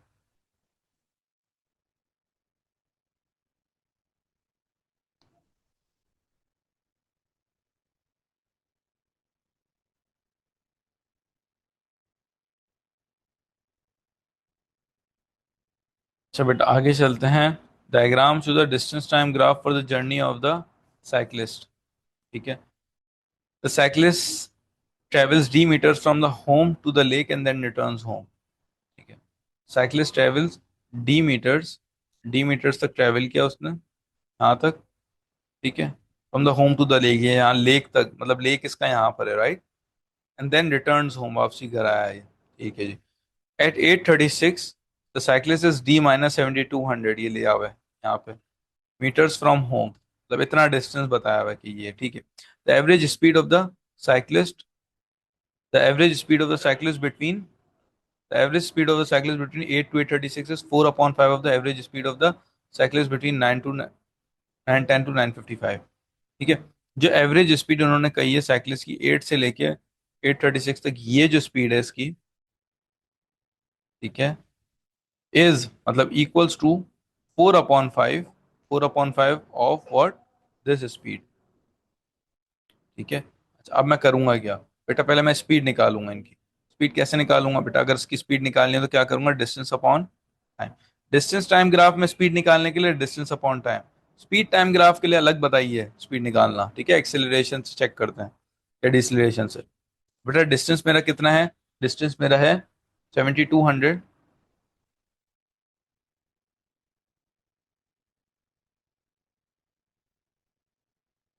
7200 हमारे पास डिस्टेंस, और टाइम मेरे पास है 36 मिनट, राइट। तो मेरे पास इस लाइन का जो डिस्टेंस है वो आएगा, विच इज 9 D - 7200। ठीक है। Upon time is how much बेटा, टाइम कितना लग रहा है इसमें, 8 से 8:36 मीन्स 36 मिनट्स, राइट। अच्छा बेटा 36 मिनट्स है, मैंने क्या कहा, आवर्स में कन्वर्ट करना जरूरी है इसको, किलोमीटर में दिया हुआ है ना। अच्छा मीटर में दिया तो फिर तो मसला नहीं है। अगर मीटर में भी इन्होंने आंसर हमसे इसमें मांगा है, metre from home distance time graph, ठीक है, ये मिनट्स में है, मसला नहीं है, मिनट्स में कर लो फिर, मसला नहीं है। ठीक है, क्योंकि हमें आवर्स में नहीं दिया हुआ, मिनट्स में दिया हुआ है, मीटर्स में दिया हुआ है। ये किलोमीटर में दिया होता तो आवर में करना जरूरी था, मीटर में दिया हुआ है तो मिनट्स में कर सकते हैं, मसला नहीं है। ठीक है। इसको डिवाइड बाय 36 किया, इक्वल्स टू 4/5, मैंने मल्टीप्लाई करना है किससे, इसकी स्पीड से। बेटा इसकी स्पीड कैसे निकलेगी, इसकी स्पीड निकालने के, डिस्टेंस अपॉन टाइम। इसका डिस्टेंस कितना है बेटा, पूरा डी किलोमीटर है, तो डी अपॉन टाइम कितना लगा बेटा, 55 मिनट्स लगे, सेकेंड राइट 55। ठीक है बेटा, डी अपॉन 55। ठीक है। जब बेटा इसको सॉल्व करूंगा और डी की वैल्यू निकाल लूंगा सिंपली। ठीक है, you can try this, D की वैल्यू निकल सकती है, एक इक्वेशन बनानी थी बेसिकली जो इन्होंने कहा है। ठीक है, यू कैन ट्राई दिस, नहीं समझ आया यू कैन आस्क मी। ठीक है, आगे चलते हैं। अच्छा बेटा आगे हमसे स्पीड टाइम ग्राफ का एक क्वेश्चन है, हम ये देखते हैं स्पीड टाइम ग्राफ का अगर क्वेश्चन होगा इस तरह तो किस तरह करेंगे। अच्छा अब हमें कहते हैं कि the diagram show the speed time graph for the cyclist journey, the acceleration of the cyclist during the first 8 seconds. बेटा कितनी एक्सेलरेशन हुई है फर्स्ट 8 सेकेंड्स में, तो एक्सेलरेशन के लिए बेटा क्या बताया था, स्पीड टाइम ग्राफ में हम क्या करेंगे, ग्रेडियंट निकालेंगे। बेटा मेरे पास ये कोऑर्डिनेट है 0,0, मेरे पास ये कोऑर्डिनेट है 8,6, मैं ग्रेडियंट निकालूंगा इस तरह, फॉर्मूला लगा के y2 - 7, बेटा y2 is 6 - 0, 6 - 0 over x2 - x1 is 8 - 0।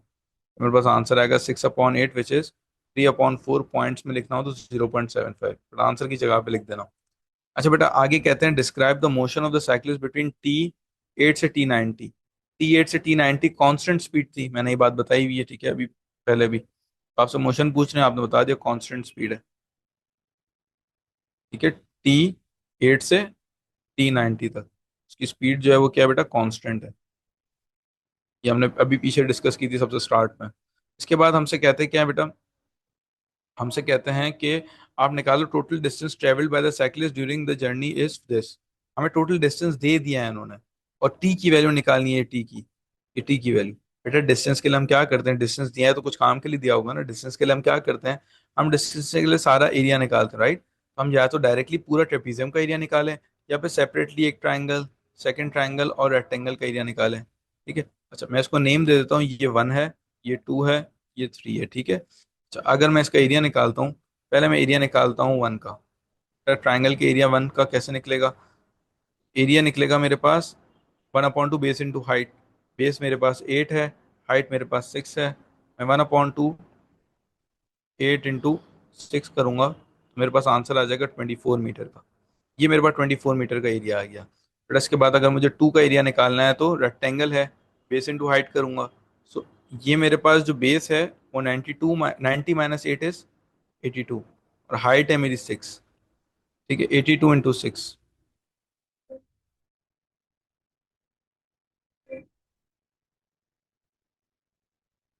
जब बेटा इसका आंसर क्या आता है, 492। ये बेटा इसका एरिया मेरे पास आ गया 492 इसका। अब 3 का अगर मुझे निकालना है तो बेटा मेरे पास बेस इंटू हाइट वही करूंगा 1/2।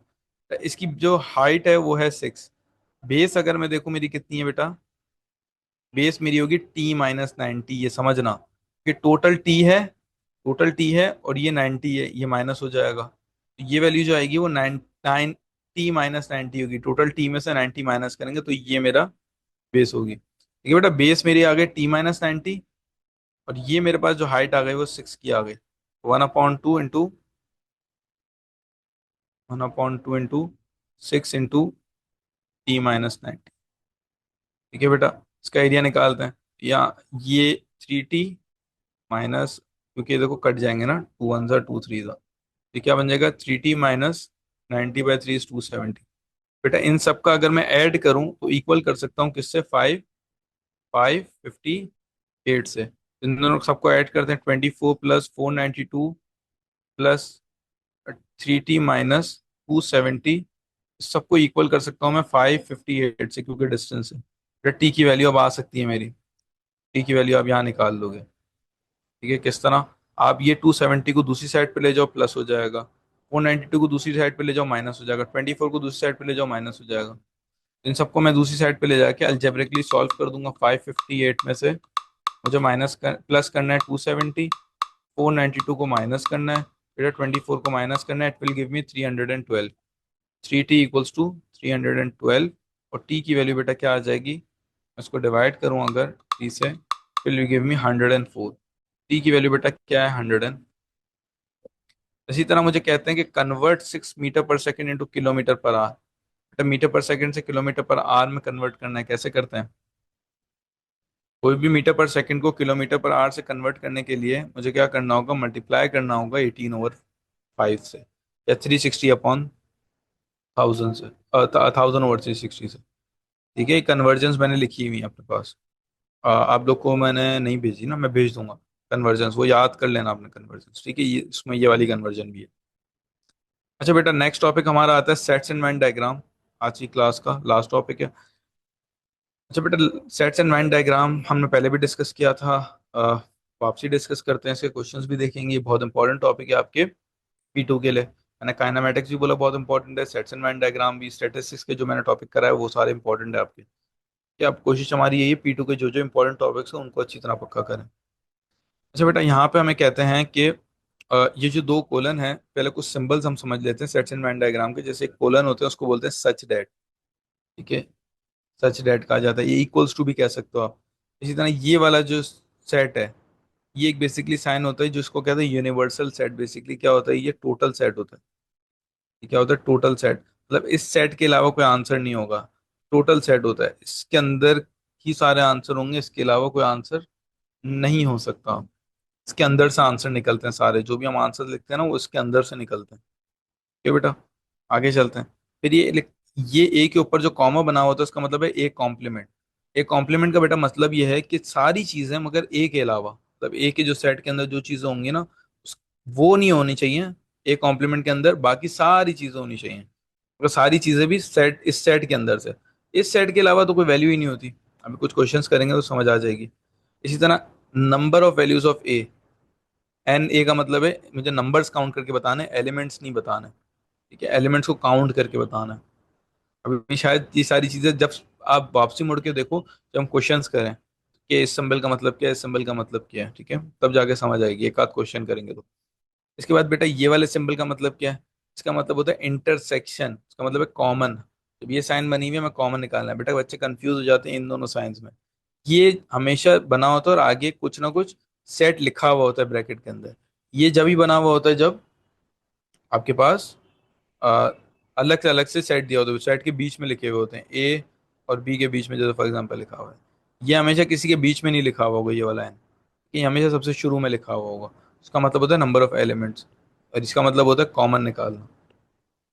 ठीक है बेटा, आगे चलते हैं। 1 मिनट दीजिएगा मुझे।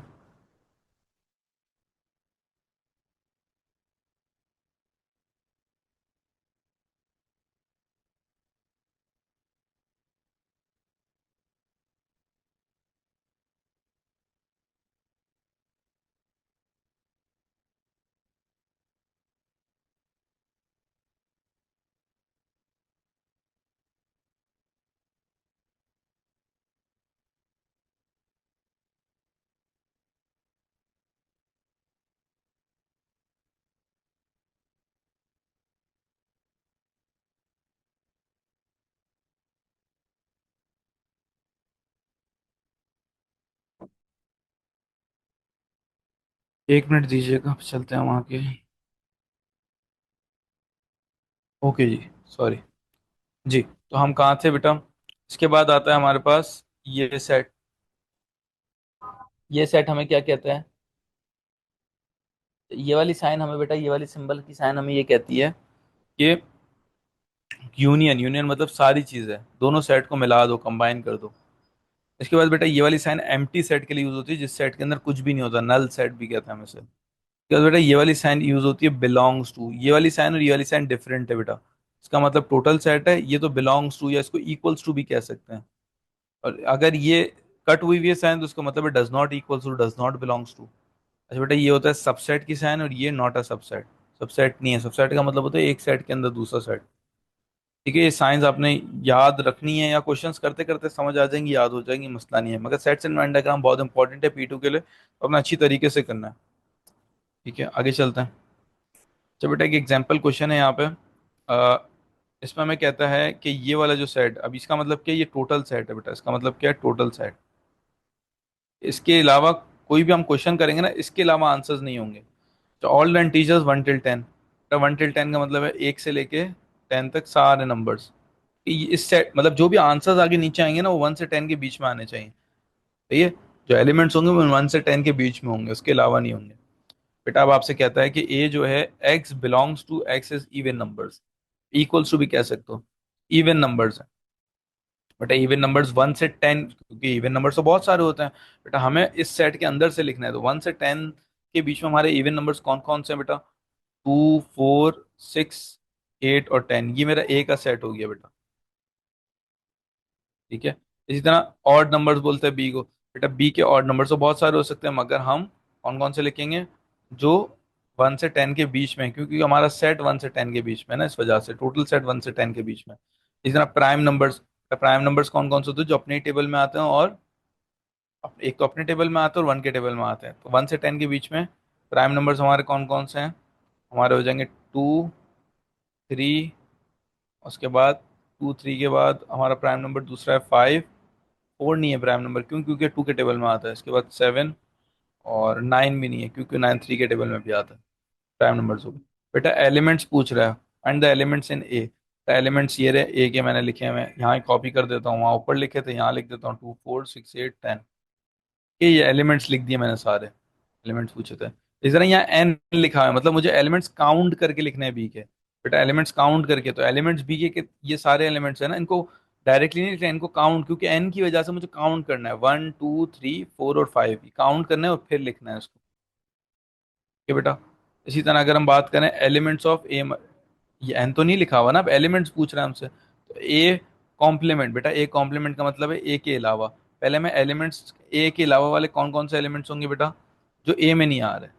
जो ए सारे एलिमेंट्स 1 से लेकर 10 तक सारे नंबर्स देखो, जो जो ए में आ रहे हैं वो नहीं लिखो। ठीक है, जैसे 1 ए में नहीं आ रहा, तो ए कॉम्प्लीमेंट में होगा। 2 ए में आ रहा है, 3 नहीं आ रहा, 4 आ रहा है, 5 नहीं आ रहा, 6 नहीं आएगा, 7 आ जाएगा, 8 नहीं आएगा, 9 आएगा, 10। तो ये मैंने सारे वो नंबर्स लिखे जो ए में ना आए, बाकी सब नंबर लिख देने हमने। तो ये जो कॉम्प्लीमेंट होता है ना, ए कॉम्प्लीमेंट का मतलब है ए को नहीं लेना, बाकी सबको ले लेना है नंबर्स। ठीक है। इस तरह बेटा ए, और ये मैंने साइन बताई थी पीछे भी, यूनियन, यूनियन की साइन है बेटा। तो यूनियन की साइन का मतलब होता है सारी चीजें, सारी चीजें ए और सी में जो भी है ना, कंबाइन करके सारी चीजों को लिख देंगे, मतलब ए वाली चीजों और सी वाली चीजों को। तो एलिमेंट्स लिखना है मुझे ए वाली और चीज सी वाली चीज़ों की। तो ए वाली चीज़ें ये हैं, सी वाली चीज़ें ये हैं, इन दोनों को कंबाइन करके लिखना है। जो दो बार रिपीट हो रहे हैं उनको एक ही बार लिखना है। ठीक है, जैसे फॉर एग्जांपल मेरे पास टू दो बार है तो मैं टू को एक ही बार लिखूंगा। थ्री मेरे पास एक ही बार है तो एक ही बार लिख देंगे। इसी तरह फोर की बात करें, सिक्स की बात करें, जो जो एक बार है वो तो एक बार लिखना है, जो दो बार है उनको उनको भी एक ही बार लिखना है, दो बार नहीं लिखना। ठीक है।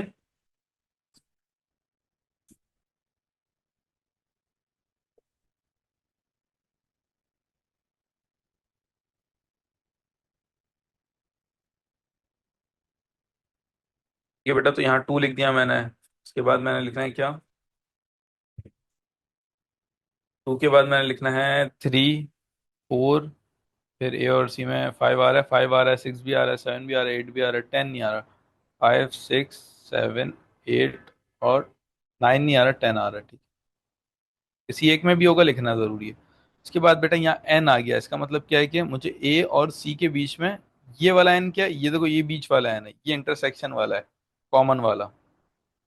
ठीक है, और ये काउंट करने वाला है कि नंबर को काउंट करो, जो शुरू में होता है ना, और ब्रैकेट इसके आगे ब्रैकेट लगा होता है, तो मतलब होता है इसको काउंट करो। ठीक है। अच्छा बेटा, इंटरसेक्शन मतलब ए और सी के दरमियान कॉमन, तो ए की सी के दरमियान कॉमन क्या किया बेटा? टू कॉमन है।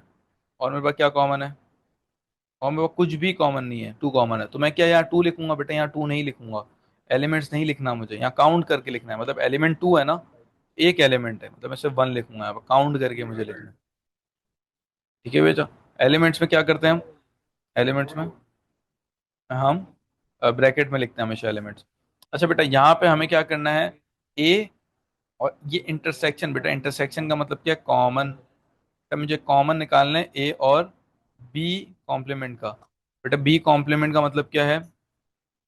बी कॉम्प्लीमेंट का मतलब बी के अलावा सारी चीजें। बेटा अगर बी के अलावा सारी चीजें मैं लिख दूं, बी के अलावा सारी चीजें लिख दूं,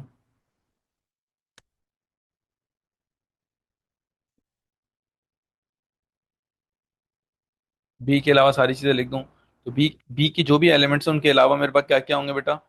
to, four, six, eight, ten. तो बी के अलावा वाले सारे नंबर मैंने लिख दिए, two, four, six, eight, ten यहाँ पे। ठीक है, ये बी के अलावा वाले सारे नंबर लिख दिए। अच्छा, बी के अलावा वाले नंबर और ए के दरमियान मुझे क्या निकालना है बेटा? कॉमन निकालना है। तो ए और बी के अलावा वाले नंबर को मैं चेक करता हूँ, ये ए के नंबर हैं, ये बी के अलावा वाले नंबर हैं, इन दोनों में कॉमन क्या है ये देखना है। बेटा कॉमन में बस टू है, फोर है, सिक्स, एट है, टेन है, मतलब सारे के सारे कॉमन है। फाइव नंबर्स कॉमन है, एलिमेंट्स लिखने हैं। एलिमेंट्स लिखने तो मैं क्या करूंगा? टू, फोर, सिक्स, एट और टेन सारे मैंने कॉमन लिख दिए। ठीक है बेटा, इसके बाद मुझे काउंट करने का बोलता है, किसका? बी इंटरसेक्शन सी, बी और सी के दरमियान कॉमन को काउंट करने का कहता है। तो बी और सी के दरमियान अगर मैं कॉमन देखूं इन दोनों के दरमियान, तो बी और सी के दरमियान एक थ्री कॉमन है, एक फाइव कॉमन है, एक सेवन कॉमन है। तो थ्री, फाइव और सेवन नहीं लिखूंगा बेटा, इनको काउंट करूंगा, तीन नंबर कॉमन है तो थ्री लिखूंगा यहाँ पे। ठीक है बेटा, एन का मतलब है काउंट करना। इसके बाद बेटा मुझे कहते हैं कि ए के अलावा वाले नंबर्स, ए के अलावा वाले नंबर पहले मैं नीचे लिख देता हूँ, या नहीं, मैंने ए के अलावा वाले नंबर यहाँ लिखे हैं, ये रहे ए के अलावा वाले नंबर्स, और सी के नंबर्स, ये ले सी के नंबर। इन दोनों के दरमियान बेटा क्या निकालना है मुझे? इन दोनों के दरमियान मुझे यूनियन निकालना है। यूनियन का मतलब क्या है बेटा? सारी चीजें जो इसमें और इसमें हैं। तो जो सारी चीजें जो इसमें और इसमें हैं वो लिख दूंगा, सारी चीजें जो इन दोनों में है वो लिखने हैं मुझे। जैसे वन भी है, टू भी है, थ्री दो बार है तो एक ही बार लिखूंगा थ्री, फाइव है, फिर सेवन और nine, one three, one two three five seven nine. ठीक है बेटा। अच्छा, ये काउंट मैंने एलिमेंट्स लिखे हैं, क्या ये मैंने सही आंसर दिया है अपना? नहीं बेटा, ये सही आंसर नहीं है, इनको काउंट करके लिखना था। मेरा फाइनल आंसर जो होगा वो क्या होगा? इनको काउंट करके, एलिमेंट्स नहीं लिखूंगा मैं। One, two, three, four, five और सिक्स, सिक्स लिखूंगा मैं इसका आंसर। तो इस चीज़ों का थोड़ा सा ख्याल रखना है। ये क्वेश्चन इसलिए कराया ताकि तुम सिंबल्स थोड़े से याद हो जाए, समझ आ जाए, सारे सिंबल्स तकरीबन यूज कर दिए इधर मैंने। तो आगे चलते हैं। आगे कुछ शेडिंग का पार्ट है, हमने सीखा था पहले भी, मैं वापसी बता देता हूँ। बेटा A union B, A union B shading करनी है, इसका मतलब क्या है? ए भी शेड होगा और बी भी। शेडिंग के लिए मैंने कुछ ट्रिक भी बताई थी, अभी मैंने आगे जो दो दो तीन वाले शेडिंग है ना, मैंने छोड़े हुए हैं, तो मैं आपको उस ट्रिक से बताता हूँ, जिसमें मतलब ट्रिक तो नहीं है, थोड़ी सी लंबी वर्किंग है, मगर उससे ये होता है कि आपका आंसर हमेशा सही आता है। ठीक है बेटा। अच्छा जी, अब यहाँ पे बोला हुआ है ए यूनियन बी को शेड करने का। ए यूनियन बी को शेड करना है, ए यूनियन बी के लिए मैं क्या करूंगा, ए और बी टोटल पूरा शेड कर दूंगा, ए और बी को टोटल मैं पूरा शेड कर दूंगा, क्योंकि इसमें ए भी इंक्लूड है और बी भी इंक्लूड है, ठीक है। और इसी में इसी तरह सेकंड वाले में देखें तो ए इंटरसेक्शन बी है, इसका मतलब है इंटरसेक्शन कॉमन। बेटा कॉमन में हमारी ए बना हुआ है बी बना हुआ है, इन दोनों के दरमियान ये वाली कॉमन साइड है ना, ये वाली ये बी है, ये ए, इन दोनों के दरमियान जो कॉमन साइड है वो शेड करनी थी। तो जो कॉमन साइड थी वो मैंने शेड कर दिया। हमेशा इंटरसेक्शन भी यही कॉमन शेड होता है और ए यूनियन भी यही होता है, ठीक है। इसी तरह बेटा हमसे कहते हैं ये शेड करो। जब भी आपके पास इस तरह का आ जाए तो आपने करना क्या है, वही ट्रिक इस्तेमाल करेंगे जो बताई थी, वापसी बता देता हूँ। बेटा ए कॉम्प्लीमेंट और बी और उसके दरमियान है यूनियन। बेटा आपने करना क्या है, दो सेपरेट डायग्राम्स बनानी है यहाँ पे, इसी तरह जो बनी हुई है रफ वर्किंग में आपने दो सेपरेट डायग्राम्स बनानी।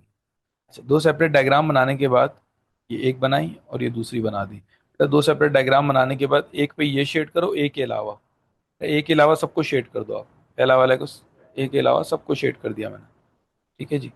ये करने के बाद बेटा मैं सेकंड पे देखूंगा बी शेड करूंगा सिर्फ, बी शेड कर दिया बेटा मैंने। इन दोनों के दरमियान बेटा मुझे क्या निकालना है, यूनियन एवरीथिंग, यूनियन एवरीथिंग मतलब इसमें जो शेड हुआ हो या इसमें शेड हुआ हो सब कर देंगे शेड। बेटा इसमें पूरा बी शेड हुआ है तो यहाँ मैंने पूरा बी शेड किया, एक में भी होगा मुझे शेड करना है, यहाँ बाहर शेड हुआ है बेटा मुझे बाहर भी शेड कर दिया। तो जो इसमें हुआ हो जिसमें हुआ हो दोनों शेड करना है, क्यों, क्योंकि यूनियन है, कॉमन नहीं निकालना है कि दोनों में शेड हुआ वो, ठीक है बेटा। इसलिए मैं कहता हूँ रफ डायग्राम बना लो, इसमें बच्चे बहुत गलतियां करते हो, शेडिंग का क्वेश्चन आएगा कंफर्म आएगा पेपर 2 में। अच्छा बेटा इसी तरह जैसे ये क्वेश्चन है, इसमें भी क्या करेंगे, दो सेपरेट डायग्राम बनाएंगे जैसा भी बताया और उसी तरह शेड करेंगे। इसको ट्राई करना आप पहले बगैर देखे। इसी तरह अगर इस क्वेश्चन की बात करें बेटा, सेपरेट डायग्राम बनानी है और फिर शेड करना है। हम यहाँ पे ये वाला क्वेश्चन ट्राई करते हैं, ये आप लोग घर पे ट्राई कर लेना, ठीक है। ये भी मैंने किया हुआ है, इनको अच्छी तरह पहले खुद से भी ट्राई करना। तो बेटा अगर हम इसको करें तो मैं क्या करूँगा, मैं करूँगा ये कि मैं दो सेपरेट डायग्राम बनाऊंगा। मैं हमेशा यही करता हूँ ताकि मेरे लिए ईजी हो जाए। जो डायग्राम मेरी बनी हुई है ना यहाँ पे, उसी को मैं रफ डायग्राम में दो सेपरेट डायग्राम बनाए, क्योंकि दो सेट्स हैं इससे दो बनाई है।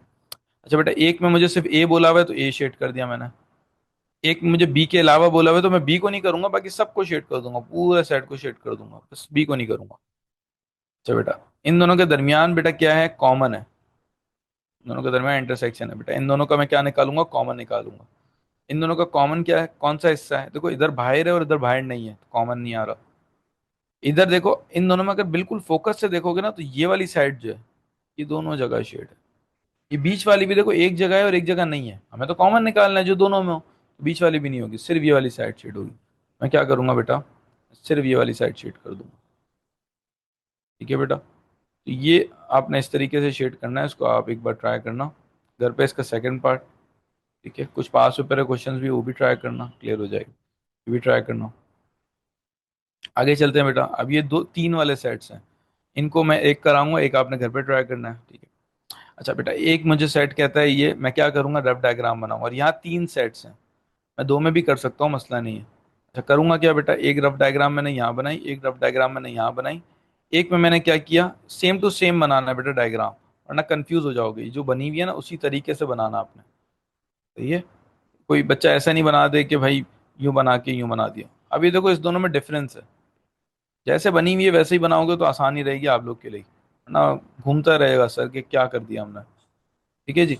अच्छा बेटा अब क्या करें, एक में हम करेंगे ए के अलावा सब कुछ शेड, तो जो ए है उसके अलावा मैंने सब कुछ शेड कर दिया बेटा, सब कुछ शेड कर दिया इस तरह, ठीक है बेटा। ए के अलावा मैंने सब कुछ शेड कर दिया। दूसरे में मुझे बी यूनियन सी है, या तो मैं बी यूनियन सी एक साथ कर लूँ, या फिर बी और सी को अलग अलग करके इनको मिलाऊं, वो भी कर सकता हूँ, सब तुम ही दो सेट वाले जैसे करता था। यहाँ बी यूनियन सी है तो बी और सी को मैं टोटल शेड कर रहा हूँ ब्रैकेट में बने हुए, ठीक है। अच्छा इन दोनों का बेटा मुझे क्या निकालना है, दरमियान कॉमन है, अगर यहाँ साइन देखें तो कॉमन की साइन है। बेटा इन दोनों के दरमियान कॉमन क्या आ रहा है, कॉमन, कॉमन हिस्सा क्या है हमारे पास, कॉमन हिस्सा बाहर वाला तो है नहीं, ए वाले की, अब अगर ध्यान से देखो ना तो ये वाली साइड है, ये तो मैंने बहुत ज्यादा ही रफ वर्किंग में किया, मगर आप लोग अगर प्रॉपरली इसको रफ वर्किंग में करोगे तो आपको दिख जाएगा कि ये वाली साइड जो है वो दोनों में शेड हो रही है, इसलिए मैं ये वाली साइड दोनों को शेड कर दूँ, ठीक है बेटा।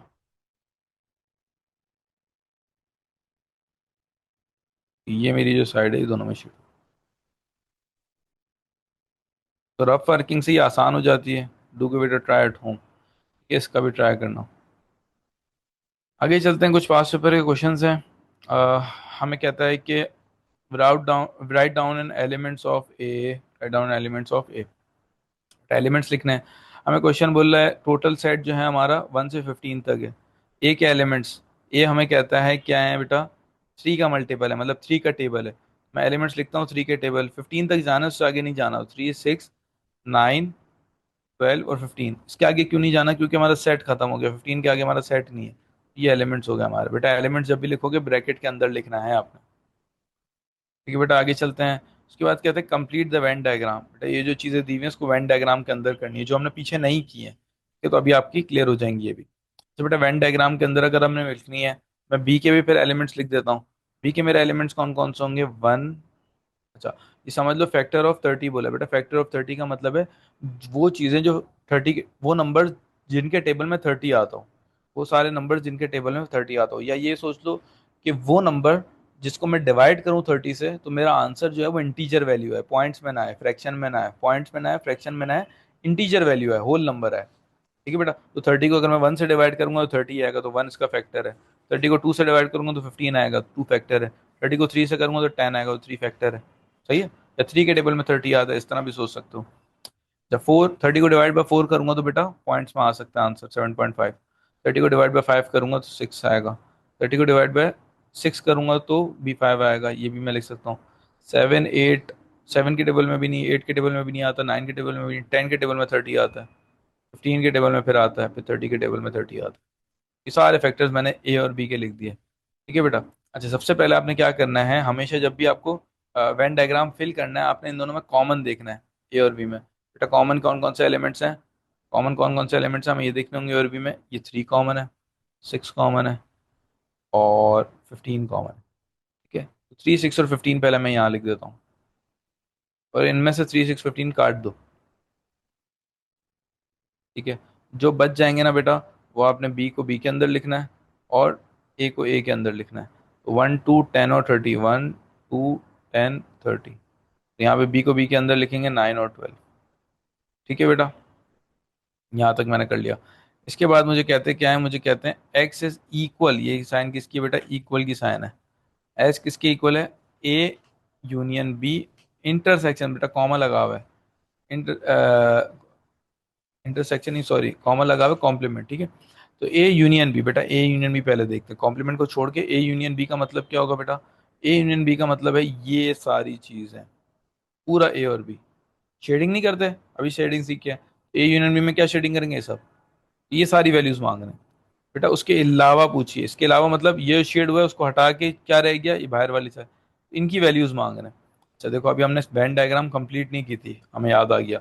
वेन डायग्राम में बेटा ये लिखने के बाद मुझे बाहर में वैल्यू लिखनी है, बाहर वो वैल्यूज लिखनी है जो, वो वैल्यूज लिखनी है जो यूज नहीं हुई 1 से लेके 15 तक। जैसे 1 यूज हो गया, 2 यूज हो गया, 3 यूज हो गया, 4 नहीं हुआ तो मैं 4 यहाँ लिखूंगा। 5 यूज हो गया, 5 भी नहीं हुआ, 5 भी नहीं हुआ, 5 हुआ ही नहीं हुआ, 5 यहाँ नहीं लिखा, मैं भूल गया 5। 5 भी हो गया, 6 हो गया, 7, 7 नहीं हुआ, 7 यहाँ लिखूंगा। 8 हो गया, नहीं हुआ। 9 हो गया, 10 हो गया, 11 नहीं हुआ। 12 हो गया, 13 नहीं हुआ, 14 नहीं हुआ, और फिर 15 हो गया। ये सारे नंबर्स मुझे लिखने हैं, सही से लिखने हैं, जाहिर है। 4, 7, 8, 11, मतलब इसके अंदर ही लिखना, मैंने बाहर लिख दिया मगर ये अंदर ही लिखना है आपने। ठीक है। अच्छा बेटा, अब ये मुझसे पूछते हैं कि ए यूनियन बी, मैंने ए यूनियन बी शेड किया, उसके अलावा कॉम्प्लीमेंट लगा, मतलब इसके अलावा मतलब बाहर की साइड शेड हो गई, बाहर के साइड के नंबर्स मांग रहे हैं हमसे, ये नंबर्स मांग रहे हैं। अगर इसमें पूछता है स्मॉलेस्ट वैल्यू होनी चाहिए एक्स, तो इसमें स्मॉलेस्ट वैल्यू कौन सी है, 4 है, मैं 4 लिख दूंगा यहाँ। ठीक है बेटा। इसी तरह मुझे कहता है फाइंड एन, एन का मतलब है नंबर्स, ये वाला एन नहीं है, देखो ये क्वेश्चन में तो, पेपर में तो आपको ध्यान से आराम से दिख जाएगा, ये एन अलग है और ये अलग है। ठीक है। अच्छा बेटा, एन मतलब नंबर्स मांग रहे हैं हमसे, ये टोटल वैल्यूज का। तो बेटा करेंगे क्या हम, ए इंटरसेक्शन बी कॉम्प्लीमेंट। बेटा बी कॉम्प्लीमेंट का मतलब है, ये मैं सेट से भी कर सकता हूँ और वेन डायग्राम से भी कर सकता हूँ, सब तो मी। बी कॉम्प्लीमेंट के अगर मैं एलिमेंट्स लिख दूँ यहाँ पे, बी कॉम्प्लीमेंट के अगर मैं एलिमेंट्स लिख दूँ, बी कॉम्प्लीमेंट के एलिमेंट्स क्या क्या आएंगे, बी के अलावा सारे नंबर्स। बेटा बी में कौन कौन से हैं, 1, 2, 3, 4 नहीं है बी में, 4 लिखूंगा बेटा। फाइव सिक्स सेवन नहीं है, सेवन एट नाइन, ये टेन है, इलेवन ट्वेल्व थर्टीन, उसके बाद थर्टीन के रात फोर्टीन, जी फिफ्टीन तक था। अच्छा एक बात और समझो, ये मैंने जो फैक्टर्स लिखे हैं, फैक्टर्स के अंदर थर्टी भी लिखा है, ये गलत लिखा है। क्यों? क्योंकि मेरा टोटल सेट ही कहाँ तक है, फिफ्टीन तक, उसके आगे तो जा ही नहीं सकता ना। ये बात थोड़ी समझनी है, गलतियां नहीं करनी है ये। अच्छा बेटा, यहाँ पे मैंने सारी वैल्यूज निकाल ली, four seven eight nine, B के अलावा निकाल ली। और ए की वैल्यूज क्या है बेटा? ए की वैल्यूज है मेरे पास three six nine twelve fifteen. अच्छा बेटा, इन दोनों में मुझे क्या निकालना है? ये जो दो हैं ए और बी के अलावा वालों में कॉमन निकालना है बेटा। क्या निकालना है? कॉमन। कॉमन की साइन बनी हुई है। इन दोनों में कॉमन क्या है बेटा? अगर हम कॉमन देखें ध्यान से, इन दोनों में कॉमन क्या है? नाइन एक कॉमन है, और कुछ कॉमन मिल रहा है, ट्वेल्व एक कॉमन है। यस, ये दो नंबर्स कॉमन है। मैं नाइन और ट्वेल्व लिखूंगा? नहीं बेटा, नाइन और ट्वेल्व नहीं लिखने, यहाँ एन लिखा है, नंबर्स लिखने हैं काउंट करके। तो टू नंबर्स आर कॉमन, ठीक है, इसका आंसर है टू। ठीक है बेटा, होपफुली क्लियर हो गई होगी। एक आध और क्वेश्चन करेंगे, ठीक है। इसके मजीद क्वेश्चन आगे मैंने कुछ कराए हैं, आप लोग भी पास पेपर में ट्राई करना है इसके क्वेश्चंस। अच्छा, in the Venn diagram shade the region represented by P union Q. बेटा पी यूनियन क्यू को शेड करना है, अभी ए यूनियन बी की तरह जैसा हम सीख के हैं, उसी तरह पी यूनियन क्यू हम शेड कर देंगे।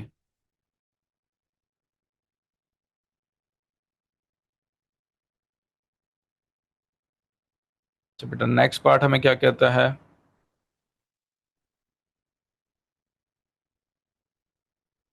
अच्छा बेटा, नेक्स्ट पार्ट हमें क्या कहता है?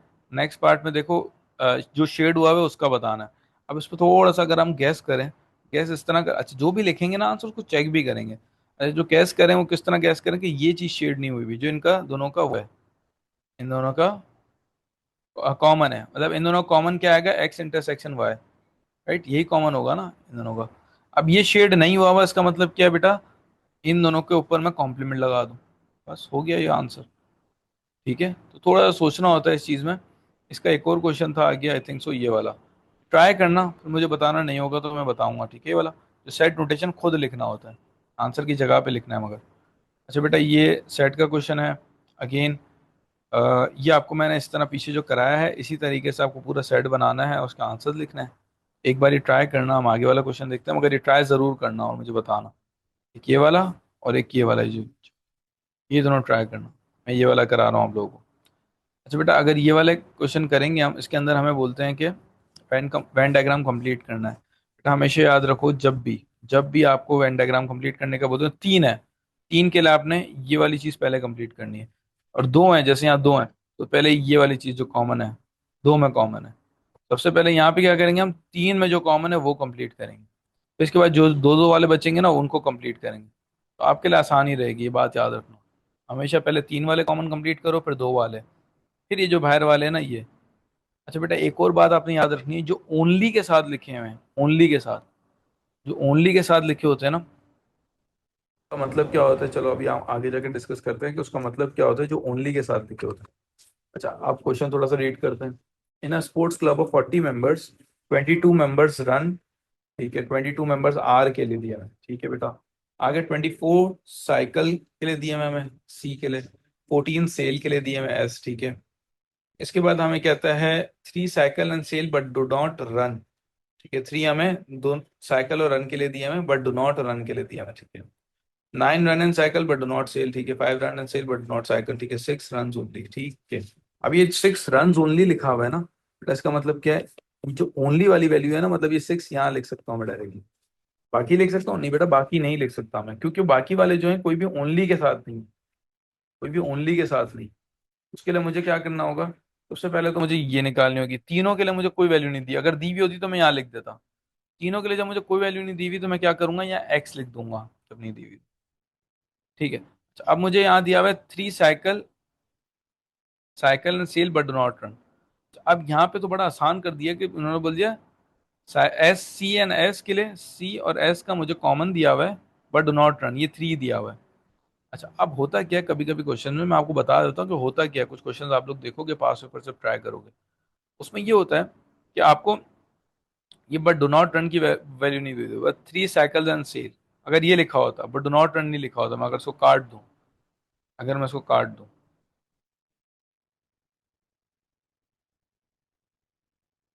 3 साइकिल एंड सेल लिखा होता तो मैं यहाँ 3 लिख सकता था, नहीं, जब नहीं लिख सकता, बट डो नॉट रन नहीं लिखा होता उसका मतलब मैं यहाँ ये लिखता 3 - x, ये मुझे इसमें से माइनस करना होता है। ये बात बहुत इंपॉर्टेंट है समझने वाली। यहाँ मैंने लिखता है 3 - x। जैसे इसी तरह मैं अगर एक और काट दूं, एक और मैं ये जैसे बट नॉट सेल लिखा, बस ये लिखा हुआ है डायरेक्टली कि 9 रन एंड साइकिल, तो run and cycle, sorry, run and cycle के दरमियान जो है यहाँ 9 नहीं लिख सकता, हाँ मुझे 9 - x लिखना होगा। ठीक है बेटा, बट ये इन्होंने अगर ये बात लिख दी है ना, बट डो नॉट रन या बट डो नॉट सेल, तो ये मेरे लिए काफी आसानी हो गई है, तो मैं यहाँ क्या लिख सकता हूँ, डायरेक्टली 3 लिख सकता हूँ, डायरेक्टली 9 लिख सकता हूँ, ये वर्ड इन वर्ड्स की वजह से, क्योंकि उन्होंने खुद बोल दिया कि रन वाले नहीं है। इसी तरह 5 run and sail but do not cycle, 5 मैंने यहाँ लिख दिया। ठीक है, अगर नॉट नहीं लिखता तो 5 - x, मतलब इसमें से ये वैल्यू माइनस मुझे करनी पड़ेगी।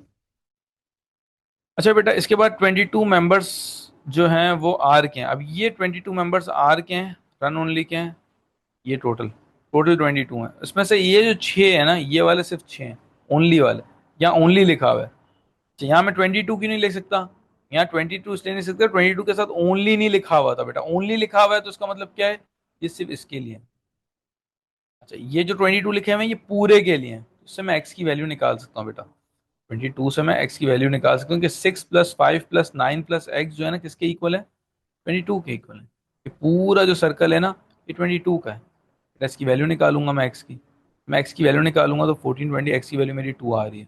अब मैं इसको थोड़ा सही कर देता हूँ, 2 कर देता हूँ। ठीक है बेटा, तो ये जो मैंने किया था ना, ये आपने इसको समझना है कि ओनली लिखा हुआ है, और ये जो मैंने पिछला वर्ड बताया था ये वाला, इसका बड़ा ख्याल करना है आपने।